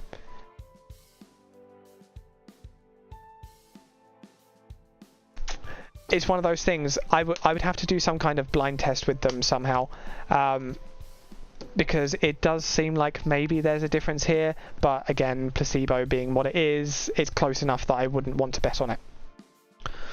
But yeah, on paper, the M4 glass is better than the M2 glass, but the M2 glass is still very, very good. The rest of the receiver is, of course, an FNC. I can't tell much difference between the M2 and M4 with eyesight, but I can under NV. Okay. That's interesting. Yeah, FNC receiver. This is a stamped steel receiver that takes AR-15 style magazines. Pretty cool. The selector is all the way around, similar to the Japanese Type 89, similar to the FAL. There's a few rifles that have that kind of selector. It's not something that I have experience with personally, so I have no idea how ergonomic that actually is, though. As we come back, is that I assume that's a rear sight, given that that's a windage dial. and how I'm inclined to doubt that that works, but given that they are fixed sights, hey, I mean, it works or it doesn't if it's fixed sights, you know. And then we have a stock adapter with the waffle sock. Again, knowing Hayes, this is probably the LMT or Colt or something proper. Who knows? Is that a weird? No, I thought it was some weird low-profile rubber pad on there, but no, it is just a standard one. I'm surprised that this choice has been made rather than something with a rubber pad. But hey, if you don't notice a problem that will be solved by a particular solution, then not buying the solution or not using the solution is absolutely valid, of course. And then we have our sling slung into there as well. And it's an M81 sling. People like M81. Pretty cool. FNC. Nice. Overall, this is very similar to this. In terms of, you've got the bare essentials, nothing more, and it's better off for it. If you faffed about with this too much, you know, let's change this for M block, let's change the pistol grip, blah, blah. You can be solving problems, but there's really, you don't need to. You don't need to, and so you end up with a perfectly competent rifle that does exactly what it needs to do, nothing more, nothing less. Good. Next. I said I was going to quickfire through these, and then I really didn't. HK53. So this is the chunky MP5. I believe this came after the MP5 historically, and also the Airsoft version came after the MP5 by VFC. So this is VFC, and then VFC into the MP5 as well. This is made by something like Gibbons or something, and it allows for mod light OKW head. Is it OKW? OKW. Yeah, interesting handguard. It's not the Surefire 628, which is the kind of quintessential one that you expect to see. The main difference, really, apart from obviously being a different button and being allowed to have a different light, it keeps this angle. On the Surefire 628, it's actually a straight angle, which is not that big a deal. It's, you know, it's a tiny angle difference, but it's just interesting to see that they've kept that. They've kept the original angle rather than going for the Surefire straight approach. The HK53 is cool because it has the G3 style of folding charging handle, whereas the MP5 has a standard one. I'm quite a fan of the folding one. Obviously, if I had an MP5, the MP5's over there. I wouldn't want the folding charging handle on the MP5 because then it wouldn't be right for the MP5. That would just be a bit strange. But I'm a fan of this way of doing things. I think that's the standard flash hider that the HK53 came with, but I'm not sure. SEF selector, that's the one that it came with. Cool. That's the F stock. Is that what that came with? No, don't close all tabs. VFC HK53. The F stock is for like heavier recoiling weapons, which, you know, that would be. No, that comes with the standard MP5 profile. So that is a H&K stock that he's got on that with the F profile, which is a bit more chunked up. Yeah, that doesn't surprise me. That is a real one. Yeah. So yeah, F-type. Bit chunkier, made for more recoil, which is absolutely valid for what this should be. Cool. No molestation on the rear sight, no molestation on the front sight. Nothing wrong with that at all. It's good. He's evil like that. The F stock isn't that expensive. We've had one in the UK recently, and the price of it is okay. I don't know US prices, of course, but yeah. This sling, I don't remember the brand of this sling. It was mentioned a couple of days ago on HRC, the Heavy Recoil Club Discord. Apparently they're good, but I don't remember what brand they are. And yes, I do wonder if I haven't tried them, so I can't say for sure. I do wonder, having two straps back here, that would be two straps over your shoulder, whichever shoulder you're using, and they would separate. I wonder if that would cause an issue. I'm not used to that kind of thing. My sling setups are either my own personal slings, like this. So this is just single strap all the way through. It does adjust off of an Alice style adjustment here, but it is just a linear adjustment with a then flapper bit coming off of it. So you just pull the flapper bit and it comes out, pull the cordy bit and it goes in. Simple stuff. So no doubling up of any stuff there, or the Ferro Concept Slingster, which doubles up the front, but that's inconsequential because that doesn't interact with you in any way, but it is a single loop, single strap at the back. So I wonder if this would have any issue. I'm not sure. Ed Sherman design. Okay. Ooh, I am not familiar. I've seen these kind of clips before. I don't know what they are. I don't know how good they are. I mean, they look flimsy, but they're not going to be flimsy because people wouldn't choose them if they were flimsy. I don't know. Flimsy in terms of they look like they would come apart easily, but the reality of the situation is I don't really understand how this is working to just look at it. If it's a pop fit off of friction, I don't know. So hey, I would assume that is good, but I don't know. Yeah, simple build, does the job, good stuff. Next. Right, so 2011 frame, so STI slide, so it is an STI 2011 base. Is this a grip off of the later rebranding of the Staccato? Because that's what it looks like, or did the grip just not change that far back? I don't know. I don't know my 2011 history. X300 Turbo. The Turbo, is the Turbo the LEP one? The excited phosphorus or whatever it is? I don't know. But that, I believe, if memory serves, that is a very tight beam. Yeah. Oh, ooh, smart. Chromed out controls. Yeah. No dot. I'm kind of surprised there's no dot, but each to their own. There's fibre front sight.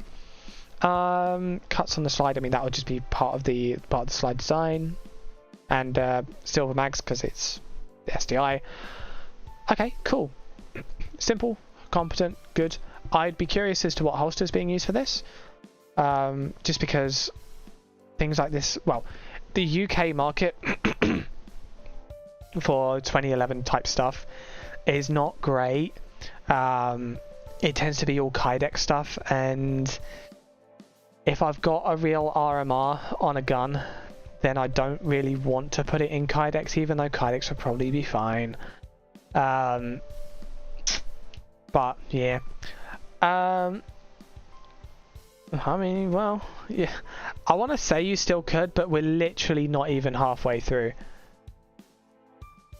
And it's getting late. You are welcome to submit. We're going to have to stop the video stream at some point. Because I'm a human being and I have limits. But hey, the vibes are good, so we'll keep going for now. Yeah, I wonder what the holster setup is for this. I'm not personally a fan of Kydex if it's something valuable, but don't know. Bicycle in a tube or Ranger band, rubber band type thing. This is something you commonly see on these kinds of guns. The reason you see them is because they are holding down the grip safety. Yeah, grip safety. With those, you have to have the safety pushing into the web of your hand in order to fire the gun. The tension of that safety can be defined by the far left prong of the leaf spring, but some people choose instead to just tighten it down, tape it down, rubber band it down, whatever, in order just to remove that as a factor entirely. And so that's why you see the rubber band there. Oh, flicky mag. Flared mag roll, part of the design, part of the gun. Like I said, I've got a Staccato recently. I had 3 Staccatos recently. They're all exactly the same type. I found that the flag mag roll is actually pretty cool on those, and I've had somewhat of a benefit with flared magwell on my Glock, but it's a Glock 19, and so it kind of crunches up against the grip. The Glock 19 grip isn't quite big enough to comfortably accommodate a flared magwell like that. Otherwise,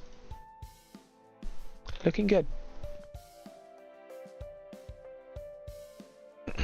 This is why people like 2011 so much. Look at all that ammunition. What we got? 1, 2, 3, 4, 5, 6, 7, 8, 9, 10, 11, 12. You're already more than 1911. 13, 14, 15, 16, 17, 18, 19, 20, 21, 22, 23, 24, 25, 26, 27, 28, 29, 30, 31, 32. 32! And it will get through that. It will. It actually will get through that and still lock back on empty at the end, because the efficiency of these things is very good as well. There's a reason they call them high kappa, because they are high capacity. Good guns. Cool build. Next. BFC M249. So this is a full steel build if I recall correctly. So this is steel receiver, steel bolt, steel barrel, and all steel trimmings and such. This is also HPA tapped. See here. This also has the dimples. So again, Knight's Armament. We covered this previously with the... Can I find it? That one. So this is a Knight's Armament gun, and it has a Knight's Armament barrel. We see the little dimples in there. Again, more surface area for heat dispersion. And the same thing has been done here, replaced with a Knight's Armament style barrel, again with these dimples for heat dispersion. Same vibe.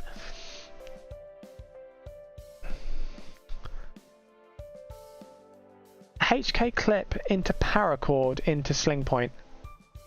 So I wonder then if the...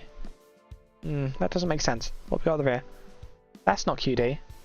So there's no need for this to be QD, because you can't QD it anyway. Why has this happened? What's happened here? So usually with something like this, you would you put the webbing into the paracord. I think that's what they've done up here. So yeah, just webbing straight into the loop. And you would just webbing straight into the loop. So why is the HK clip there? That would just rattle and cause noise? I mean, it wouldn't cause that much noise, you'd guess, as long as the sling has tension on it from being off of you, or on you. But that's an odd choice, not sure about that. Solid stock. I mean, this isn't really intended to be historically accurate to anything, I don't think. Solid stock, like old school stock, is surplus? Possibly surplus stock. That does look very nice. And then Surefire long boy suppressor, and then Knight's Armament dimple barrel. Yeah, this is just vibes. He's just going for the vibes. That's fair. So yeah, steel bolt, steel barrel, HPA, steel bolt, steel barrel, steel receiver, steel top cover, presumably, HPA tap. The VFC M249 is capable of being a very cool gun. This will be very heavy. I wonder if that's a genuine bipod as well. I wonder. Yeah, cool gun. The only issue I have with these is the reload on them is not the same as the reload on the real one.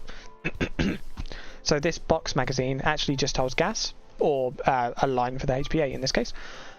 So with this setup, the way that it is, and this is the best way to set up one of these with HPA, you'd never actually remove the box magazine from this gun while you're using it. Because the magazine with the projectiles, the BBs, is actually kept in the top cover. So you open the top cover and it's like a P90 style magazine in the top. So you take that out, put another one in the top cover, go down. You would have had to cock the weapon first. It's an odd reload, and it's... I probably wouldn't have bought one anyway because they're 900 quid. So yeah, it's just odd. But yeah, VFC M249, cool guns, and there's a lot that's been done here. This would be very, very heavy, but having it HPA tapped means it's just gonna run. It's just gonna be a good time. I think with this setup, the box mag is an AEG box mag with a feed line going to the original mag. Oh, I remember the Explosive Enterprises video that mentioned that process. Oh, if that is, then that's so cool. The Black Variable box mag has a few types. Pretty neato to recreate the 249 loading process, since it is adapted to bypass the 249. I think has stuck with the P90 sticks. Doesn't use 249 much. Okay, so there's a couple different options there. I was not aware that there was a way of... So, I'd forgotten about the way that CatGut mentions in the Explosive Enterprise video of feeding through like that. And I wasn't aware that Black Variable had done a conversion type thing for that. Or if there is something that gets a realistic loading process for that, then that is very cool. It's still too expensive for me, but it's very cool. That's very cool. Yeah, bypass speed running. Yeah. Next, APFG AK-74. I think we're gonna do. Right. What do you guys think? So I could, in terms of what I'm physically capable of, I'm losing my voice. So what do you guys think to this one and then one after it, and then we'll call that for the night, and we'll do another build video at another time.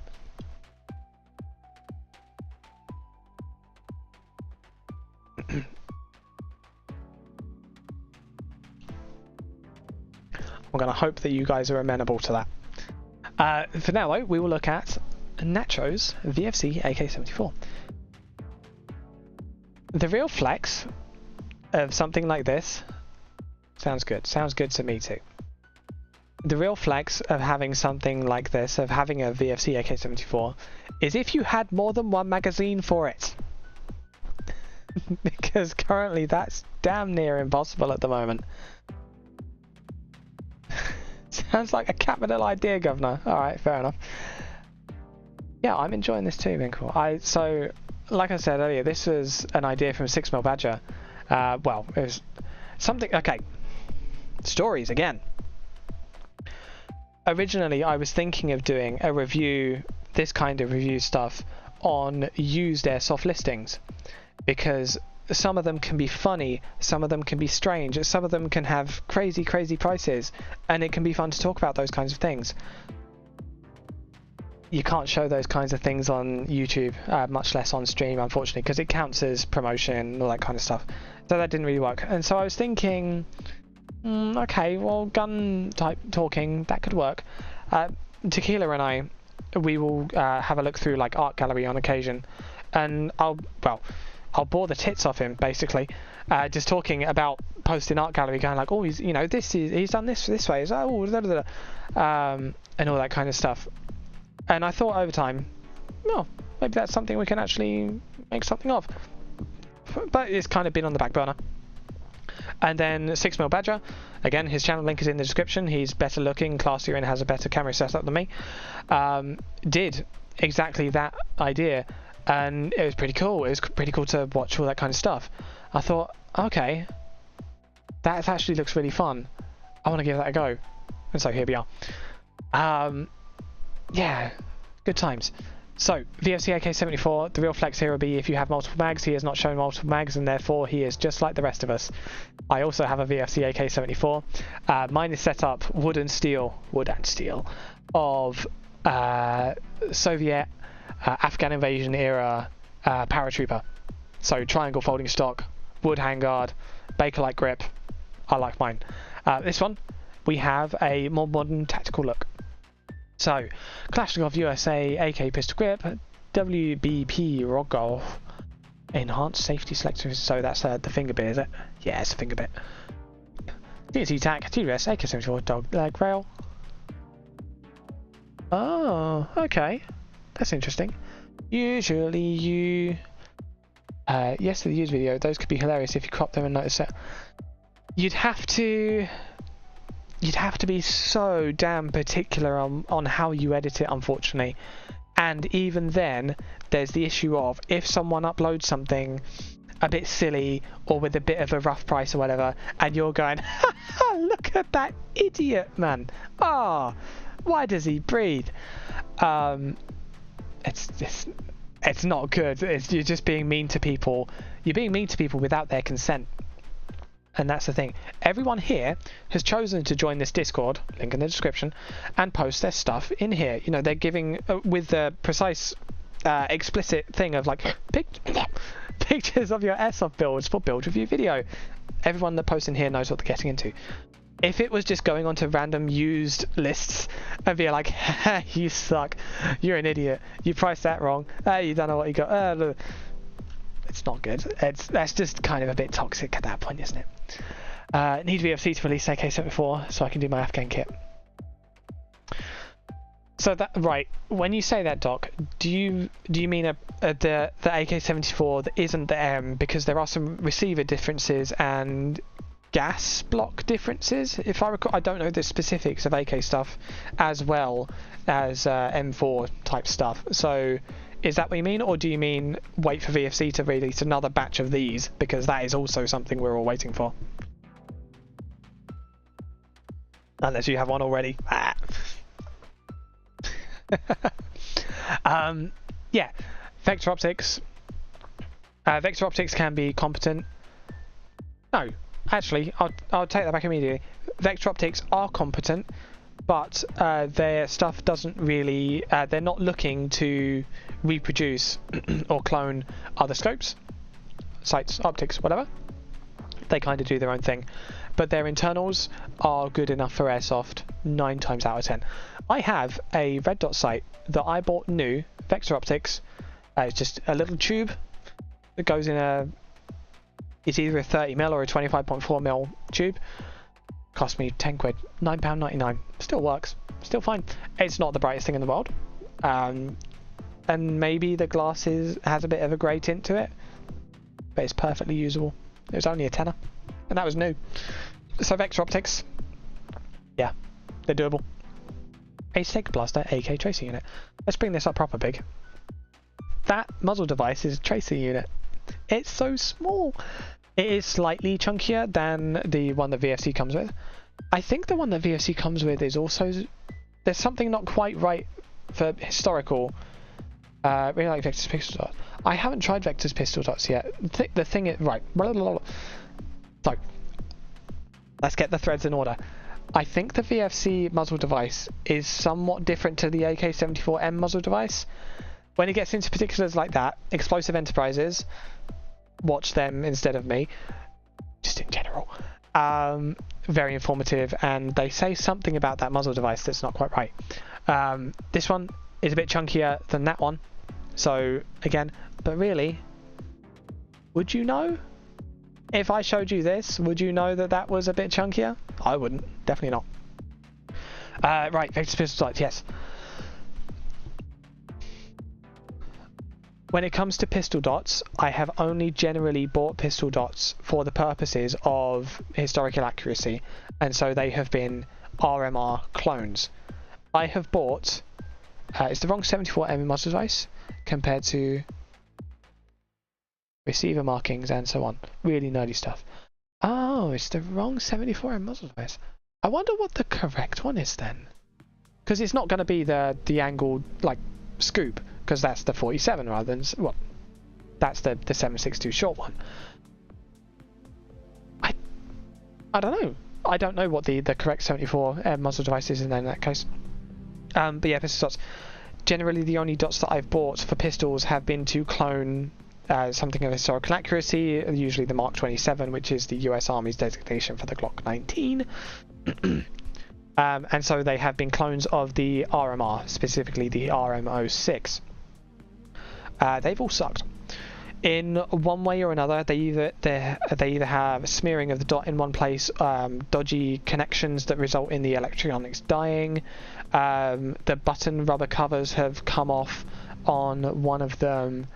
The dot being like really fuzzy, even beyond what you would expect for astigmatism type stuff. And there's just been problem after problem with them. Eventually, a good deal came up for a genuine RM06, and so I bought that. As a result, I haven't needed to really step out into other brands of dots. So yeah, tricky one. Was there something else? Oh, there was something I was going to say. Really, right, again, weird nerd stuff. Okay, if we look at this, this is a reproduction aim point. what we're going to do, we're going to look through each of these. I'm going to look at the tint. I'm going to look at you through there, and you can see there is a blue tint to that. If you look at the real Aimpoint Comp M2, look at that, there is no tint, aside from a very slight gradient that comes in from the top right because of the emitter. So, full blue, clear. Okay. The tint of a reproduction Aimpoint matches really, really closely to the tint of a genuine Trijicon RMR. The tint of a reproduction Trijicon RMR really closely matches a real Aimpoint. So they're swapped. Weird. So that was something that I found odd once I got my hands on these and realised, oh, hang on, that's a very odd coincidence. So anyway, AK, dogleg receiver, stockleg receiver cover.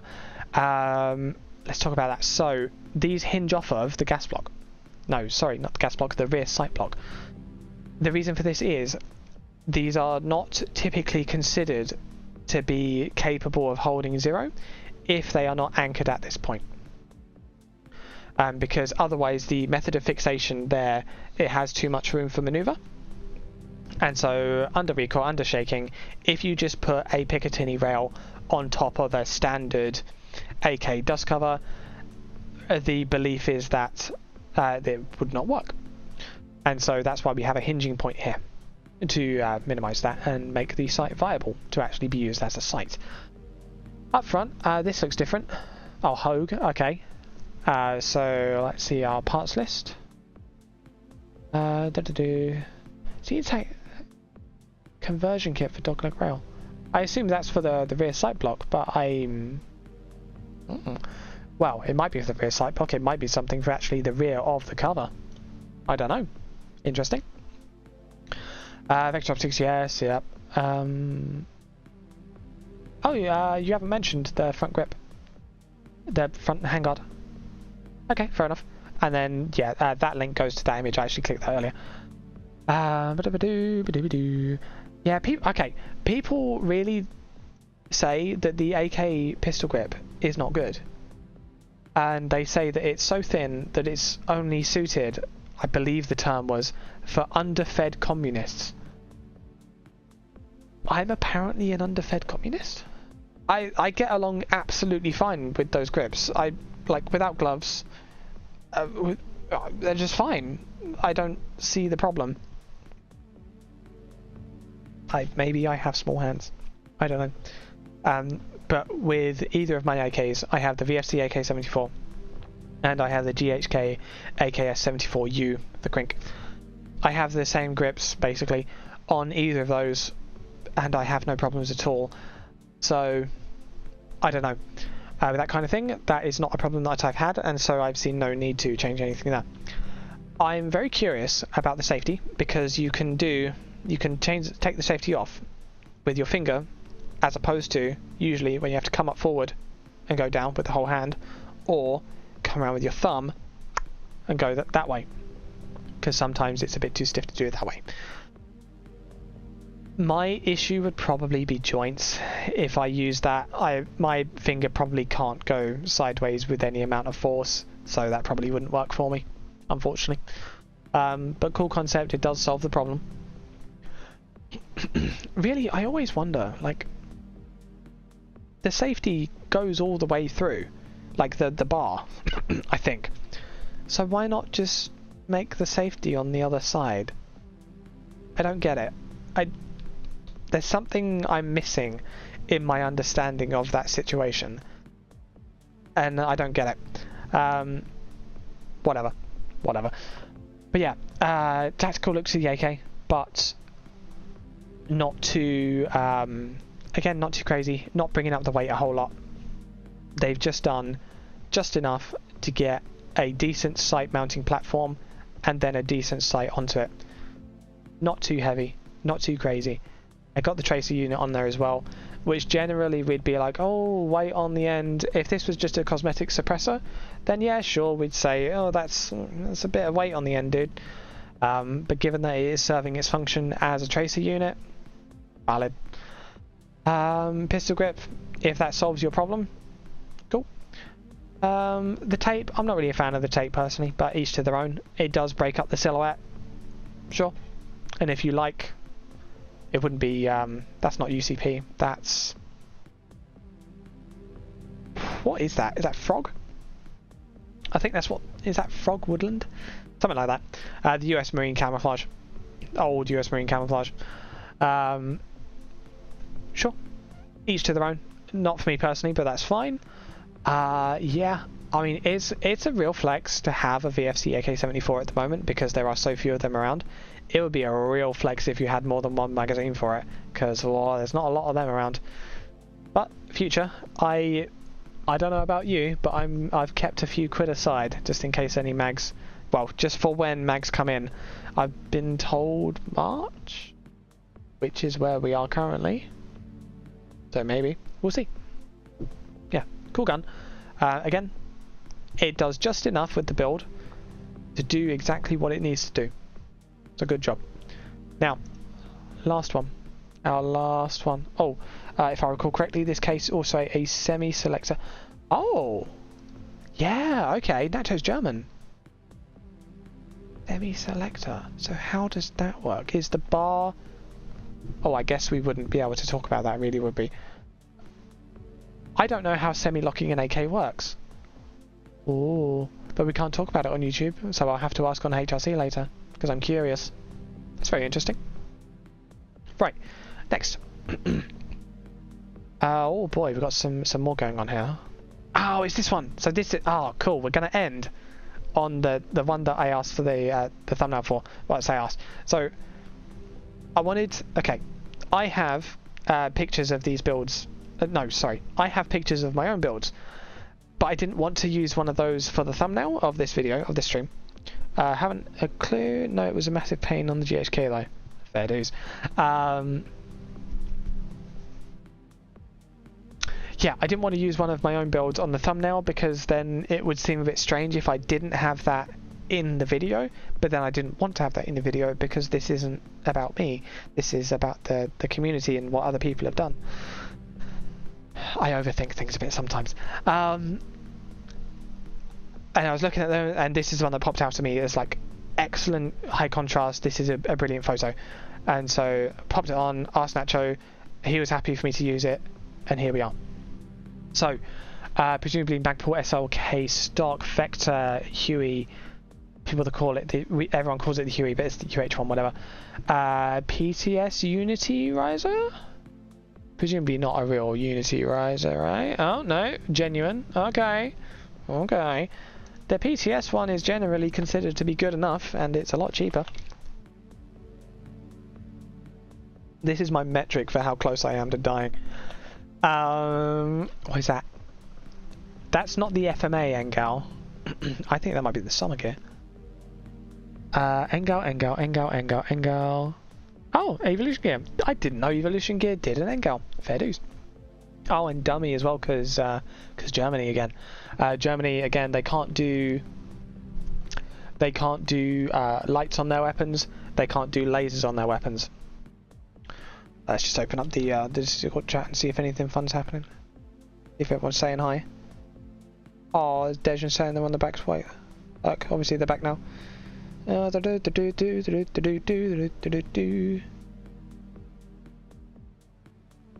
was definitely lost. What was that lost on? Oh no. For Hecka, that would have been the Desert Eagle, I guess. Ooh, muzzle devices. Creating. Okay, right. Let's get nerdy about that. Let's spin the chat up. Okay. So these are all the different types of muzzle devices. I feel like I'm doing the office thing, like the office meme here of like they're all the same picture. Like I can see that they're different lengths.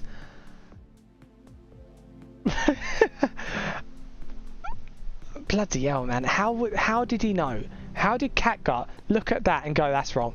Ah, that's wrong. How? That's crazy. That's crazy. Okay.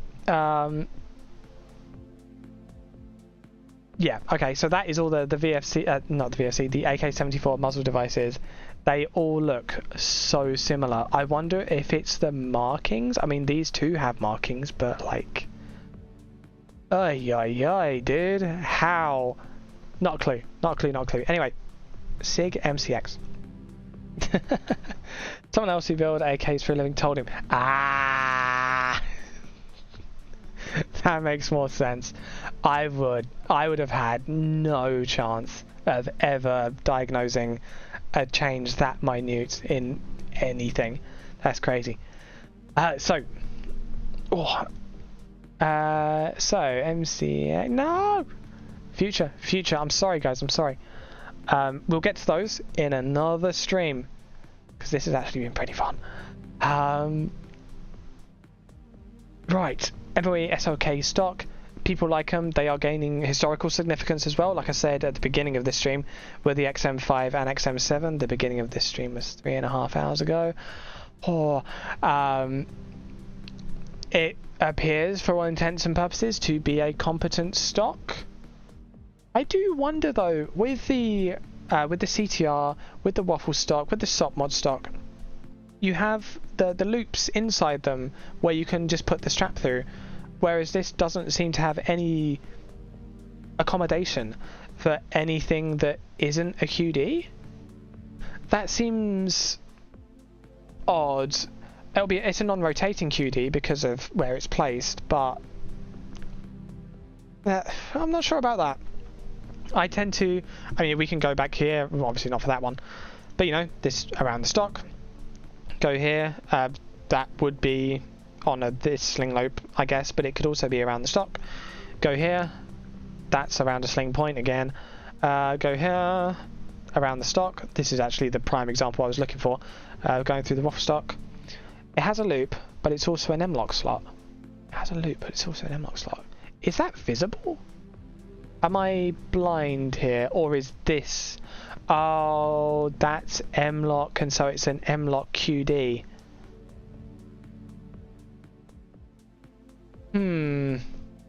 Okay, this is maybe a small nitpick, but I would prefer that to be along the length of the buffer tube in the sense that we have here, just because this is what I'm more used to personally, and this is how I set up my own stuff myself.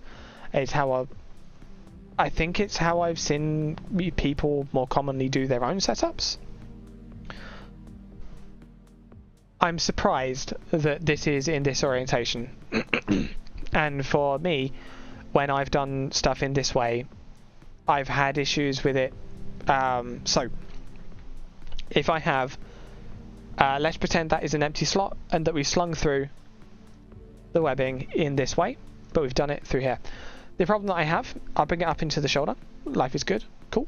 I then come back and like crunch in for whatever reason. Maybe I'm reloading, maybe I'm going behind a tree, whatever. And then I come back up. And then if I put the weapon down there, the sling won't be on my shoulder because it doesn't have an intrinsic method of keeping itself onto my shoulder in the same way that this method does.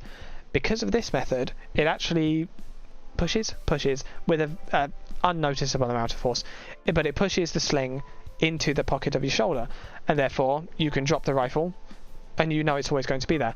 I've had occasions when slung like this where I begin lowering the rifle and realize, oh, this actually pulls the sling out from your shoulder into not being in your pocket anymore. And so when you start going down, it never takes because the sling isn't on your shoulder. It's been pulled off of your shoulder by the angle of that. I'm not a fan. I'm not a fan of that. I'm sorry.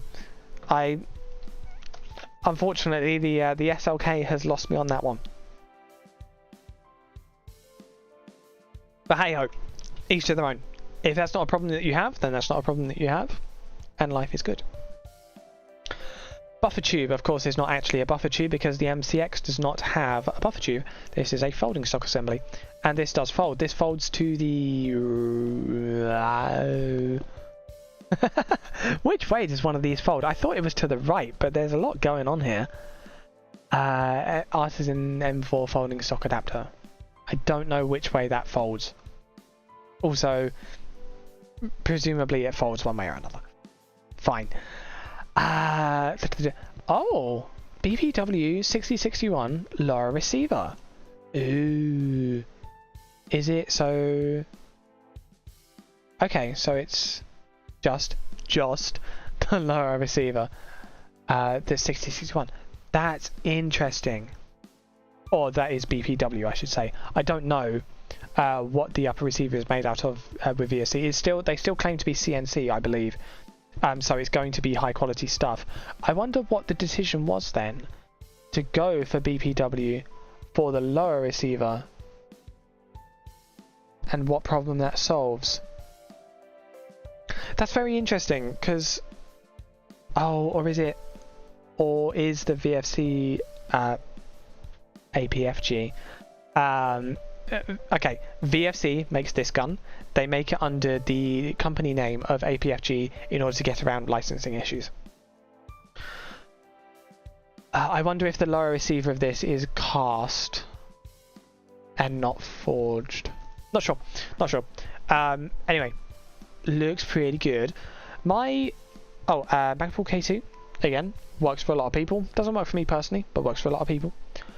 Flat face trigger ish. I wish I could handle a gun on stream and show you the issues that I have with triggers personally, but YouTube does not like you handling. Oh, billet, of course. So the APFG uppers are billet already. The lowers are not. Is that correct? That's odd in that case. On the trigger thing, I can't handle a gun on stream in any fashion, so I can't have I can't show my trigger trouble. But one of my biggest issues is the 6-hour P226, because when you're pulling the trigger, when you're getting to the point of break, the trigger starts to go up. This is not a problem for 99.9% of people using it, but for me, it pulls the joint, it pulls the skin up, and pulls that last joint and starts twisting it. I have bad joints, and so it's not pleasant for me to shoot the P226 because of that trigger. I've heard that flat face triggers are kind of a solution to that because they don't have the hook that pulls you up in the same way. That still has a hook though, so I kind of wonder what kind of problem that solves. I don't know. But yeah, cool stuff. Also, ambidextrous bolt release and bolt hold. Part of the MCX. One of the main things of the MCX really. And it's one of the main reasons that I kind of want an MCX. It's one of those things for me that if I want an MCX, then I want all these other things. You know, like HK53, FOUL, my brain's gone blank on other things that I personally... Oh, VFC M16A2, which would use the same magazines as this. Wow, it's all these things coming together. Thousands of pounds. And it's thousands of pounds I don't have. I wouldn't be able to do that in a way that's, you know, financially responsible. So that's, unfortunately, that's just something for me. Or that's not for me. Right. But yeah, ambidextrous slide release, bolt release, bolt hold. Very cool. Again, I wonder with my finger, will I be able to use that? I wonder. Right, Vortex UH1. There's something about these, you can tell whether they're the Gen 1 or Gen 2s. Gen 2. Apparently that's a Gen 2. Okay. I have used a Vortex UH1 once.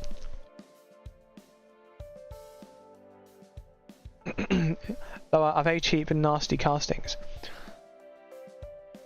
Is that the case, Minkle, that...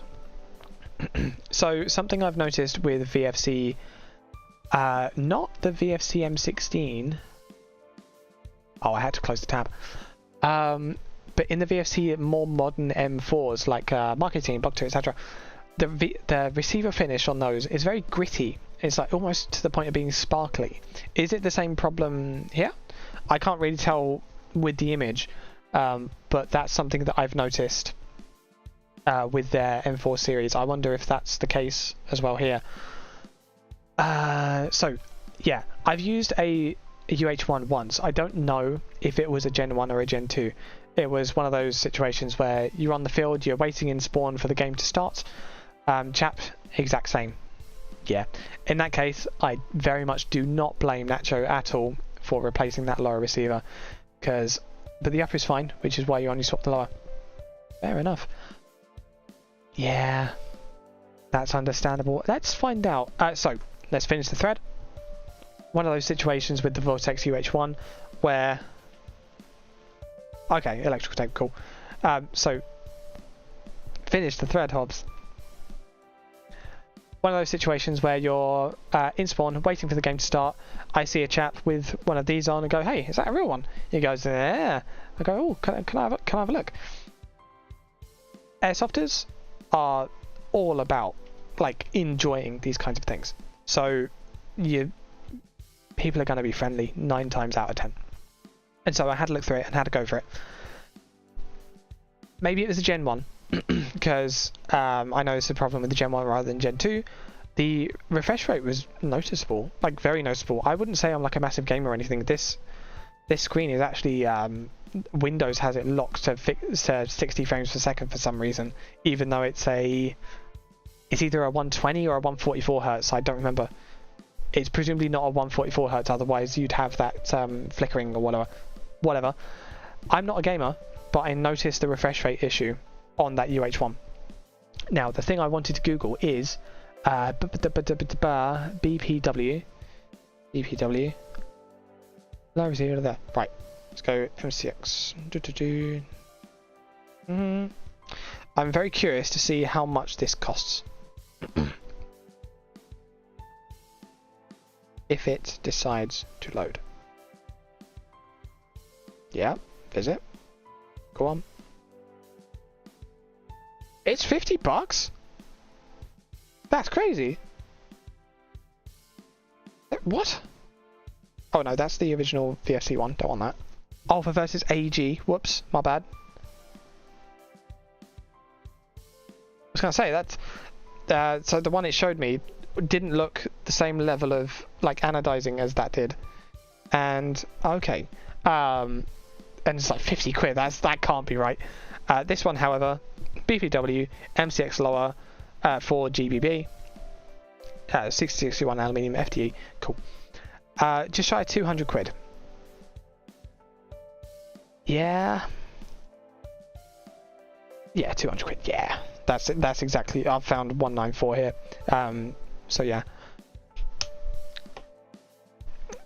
buying the MCX from a UK retailer, if you choose to buy from a UK retailer, is about 600 or 700, if memory serves.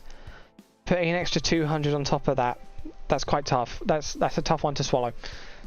Of course, putting an extra 600 quid for a Vortex UH1 is, but we don't talk about that. Excuse me. So yeah. The UH1, I noticed the refresh rate issue. That was a little bit surprising to me that I did. I'd heard other people talking about it, but... so yeah. Let's look at the other bits and bobs here and the other decisions that have been made. Airsoft Artisan folding stock adapter. I'm surprised that required swapping. Don't know. K2 pistol grip. Yeah, spoken about that. Oh, a different safety selector. Fair enough. Presumably still a 90 and 180 degree throw, I guess. Raptor LT charging handle. Is the standard charging handle for this is ambidextrous though, is it not? I mean the Raptor, that is Raptor. So yeah, I don't have the Raptor in here. That is over on the shelf behind me somewhere. But yeah, I mean the Raptors are cool. They look good. Steel dust cover. Oh, okay, steel dust cover. Aftermarket dust cover. Fair enough. Steel trigger. Yep. Steel ambidextrous magazine release. Okay. Rail scales. So this is where we get into the covering stuff. Not quite the same as AR charging handles. Okay. Is is it ambidextrous though, which is kind of what people want. Okay, the thing is, what can I have as a gun? There we go. Ow. Dislocated elbow. Right, this is our gun. Bam, bam, bam, bam, bam, bam. Okay, now we want to check the chamber. So we take out our magazine. Typically, what a lot of people do, they go up, sideways, and they look, and then they go, and then that's how they check the chamber. And if that's the case, then I can totally understand how they want to have the latch on, not the latch, a handle on the right hand side, so then they can do that. Okay, cool. Or if you just have a standard charging handle, ambi-charging handle, just not quite AR-15 spec. Okay.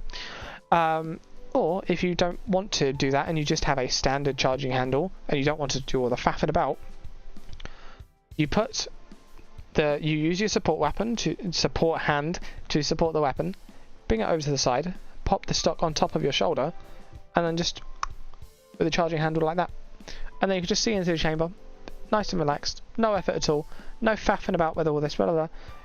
Pop the stock back onto your shoulder, turn the weapon to the side, charging handle with your right hand side, with your right hand, and you can see perfectly fine.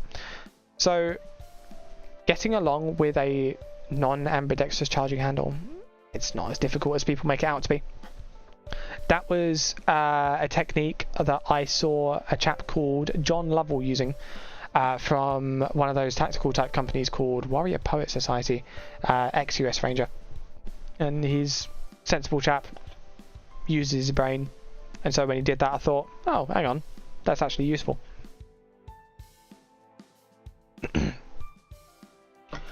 So, rail W and H, different types of rail covers.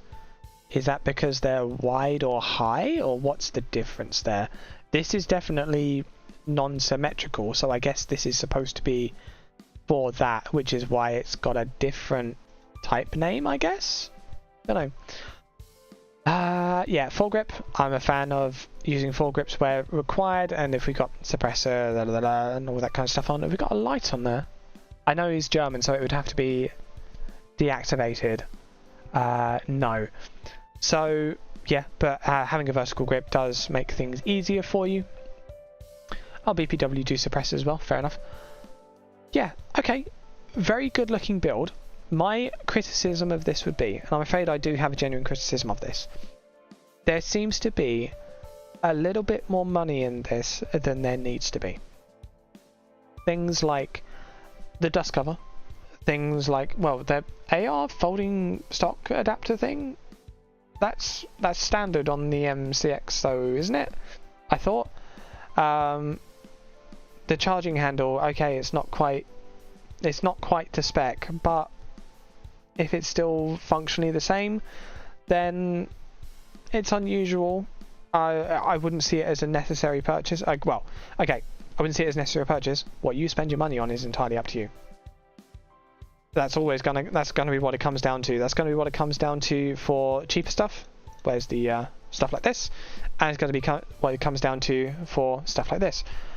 Original is that horrid. Oh, and it doesn't have the. It doesn't go to the thing. Okay. So original MCX stock is the like the skeletonized, and I guess not a 1913 adapter. Oh no, it would be a 1913 adapter still, but it doesn't allow for buffer tube, and so you can't put the SLK in there. I understand. Fair enough. So there's a little bit of extra money in here that needs to be, but it's making the vibe what you want the vibe to be. I'm surprised at the mount, because the PTS one is a lot cheaper and will do the same job.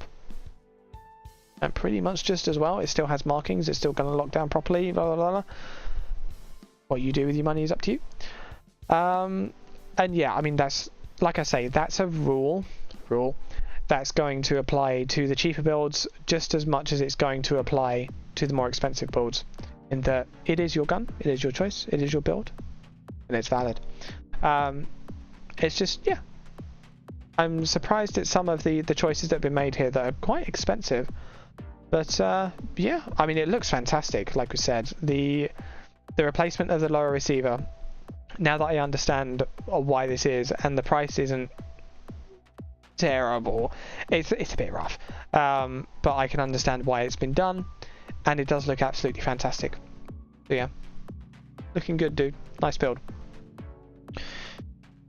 Guys, I'm afraid that's it. I'm afraid that's all we've got today. It's not all we've got today, because oh god, we didn't even get halfway through. And we've had some guys joining the server as well, which is pretty cool. And hey, feel free to post build pics into the build pics channel and kit pics into the kit pics channel. The plan in future. So there's a few things I want to do. There's a few things I don't want to do. What I don't want to do, and I don't mean this in a mean way. I don't want to dilute the content that's on there by having some kind of weekly thing like this that just kind of goes episode 1 of this, when the channel is kind of more geared towards helping people avoid mistakes, helping people learn from stories, helping people either avoid spending money or spend money on informed decisions in an intelligent manner. Whether that is through helping people learn how to research things, or giving people personal experiences and stories to help them learn, or help them learn how to learn, all that kind of thing. So I want to do something of the usual nature that I do before doing another of these kinds of stuff. But I definitely do want to do another of these kinds of stuff, because it's been 4 hours and that flew by. Like, that's crazy. This has been actually really good fun. So I want to do more build stuff, and I want to do let's do kit pics. If we have a look in kit pics real quick. So we've got some is he a Rangers? Is he going for the Ranger vibe? He's going for the Ranger vibe. That's block 2.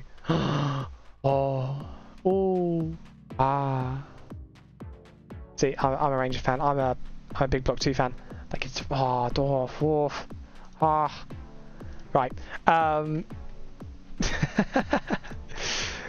Spoilers. I want to do more of these videos, and it's been a really good time.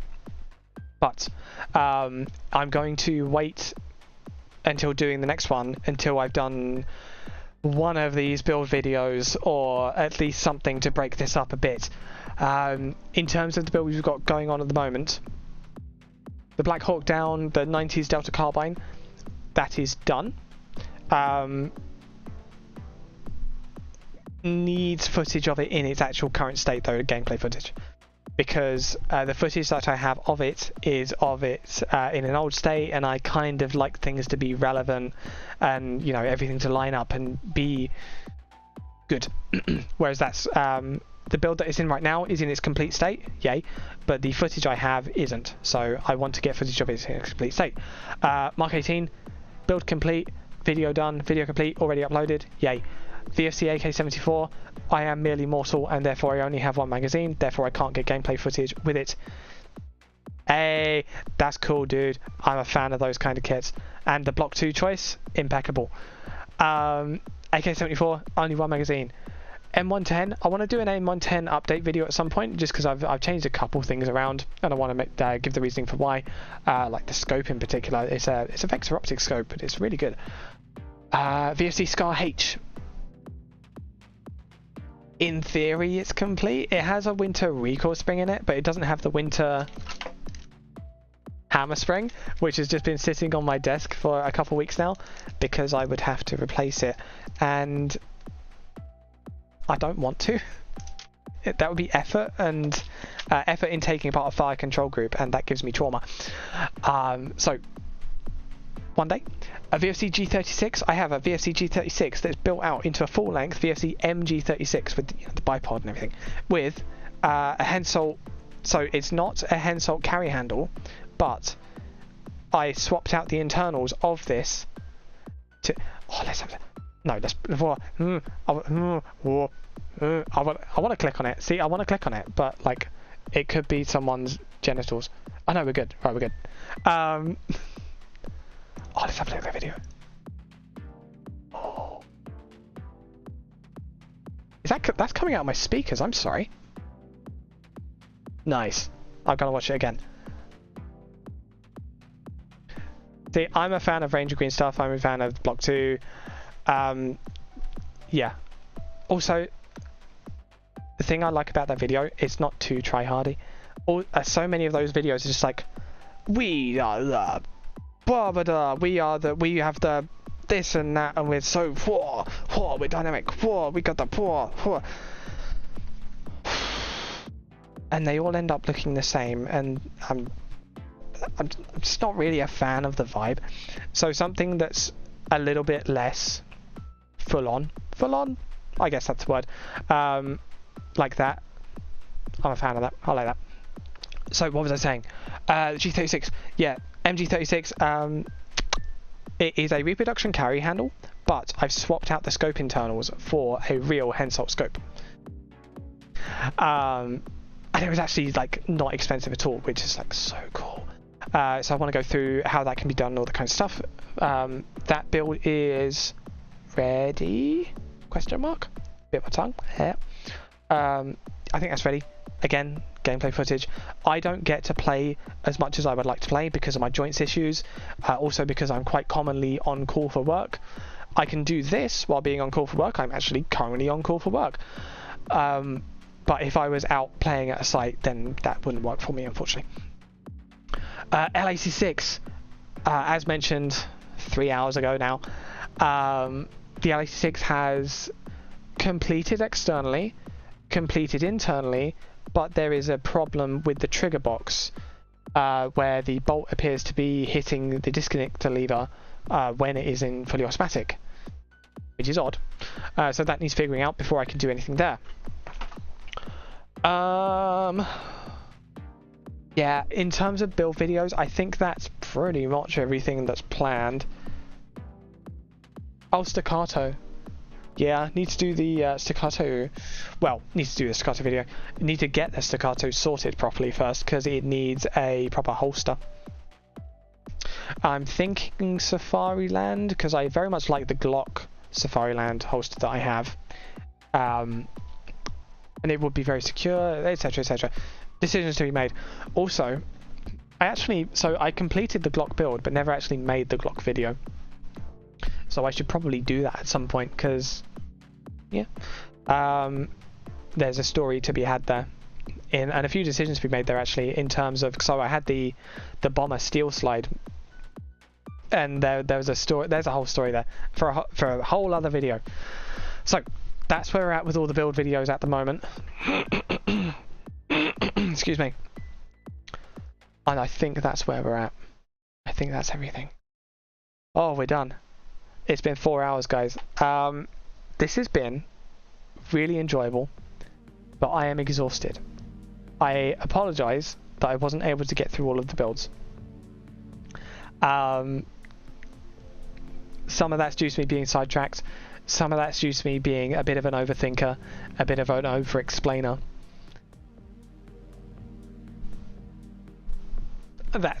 I feel like I should apologise for that, but I'm not going to. Because that's me, I'm afraid. But yeah, this was fun. I really enjoyed this. Thank you so much everyone for stopping by, and it's been a really good time. I think that's done. Yeah, first stream, done all right. Okay.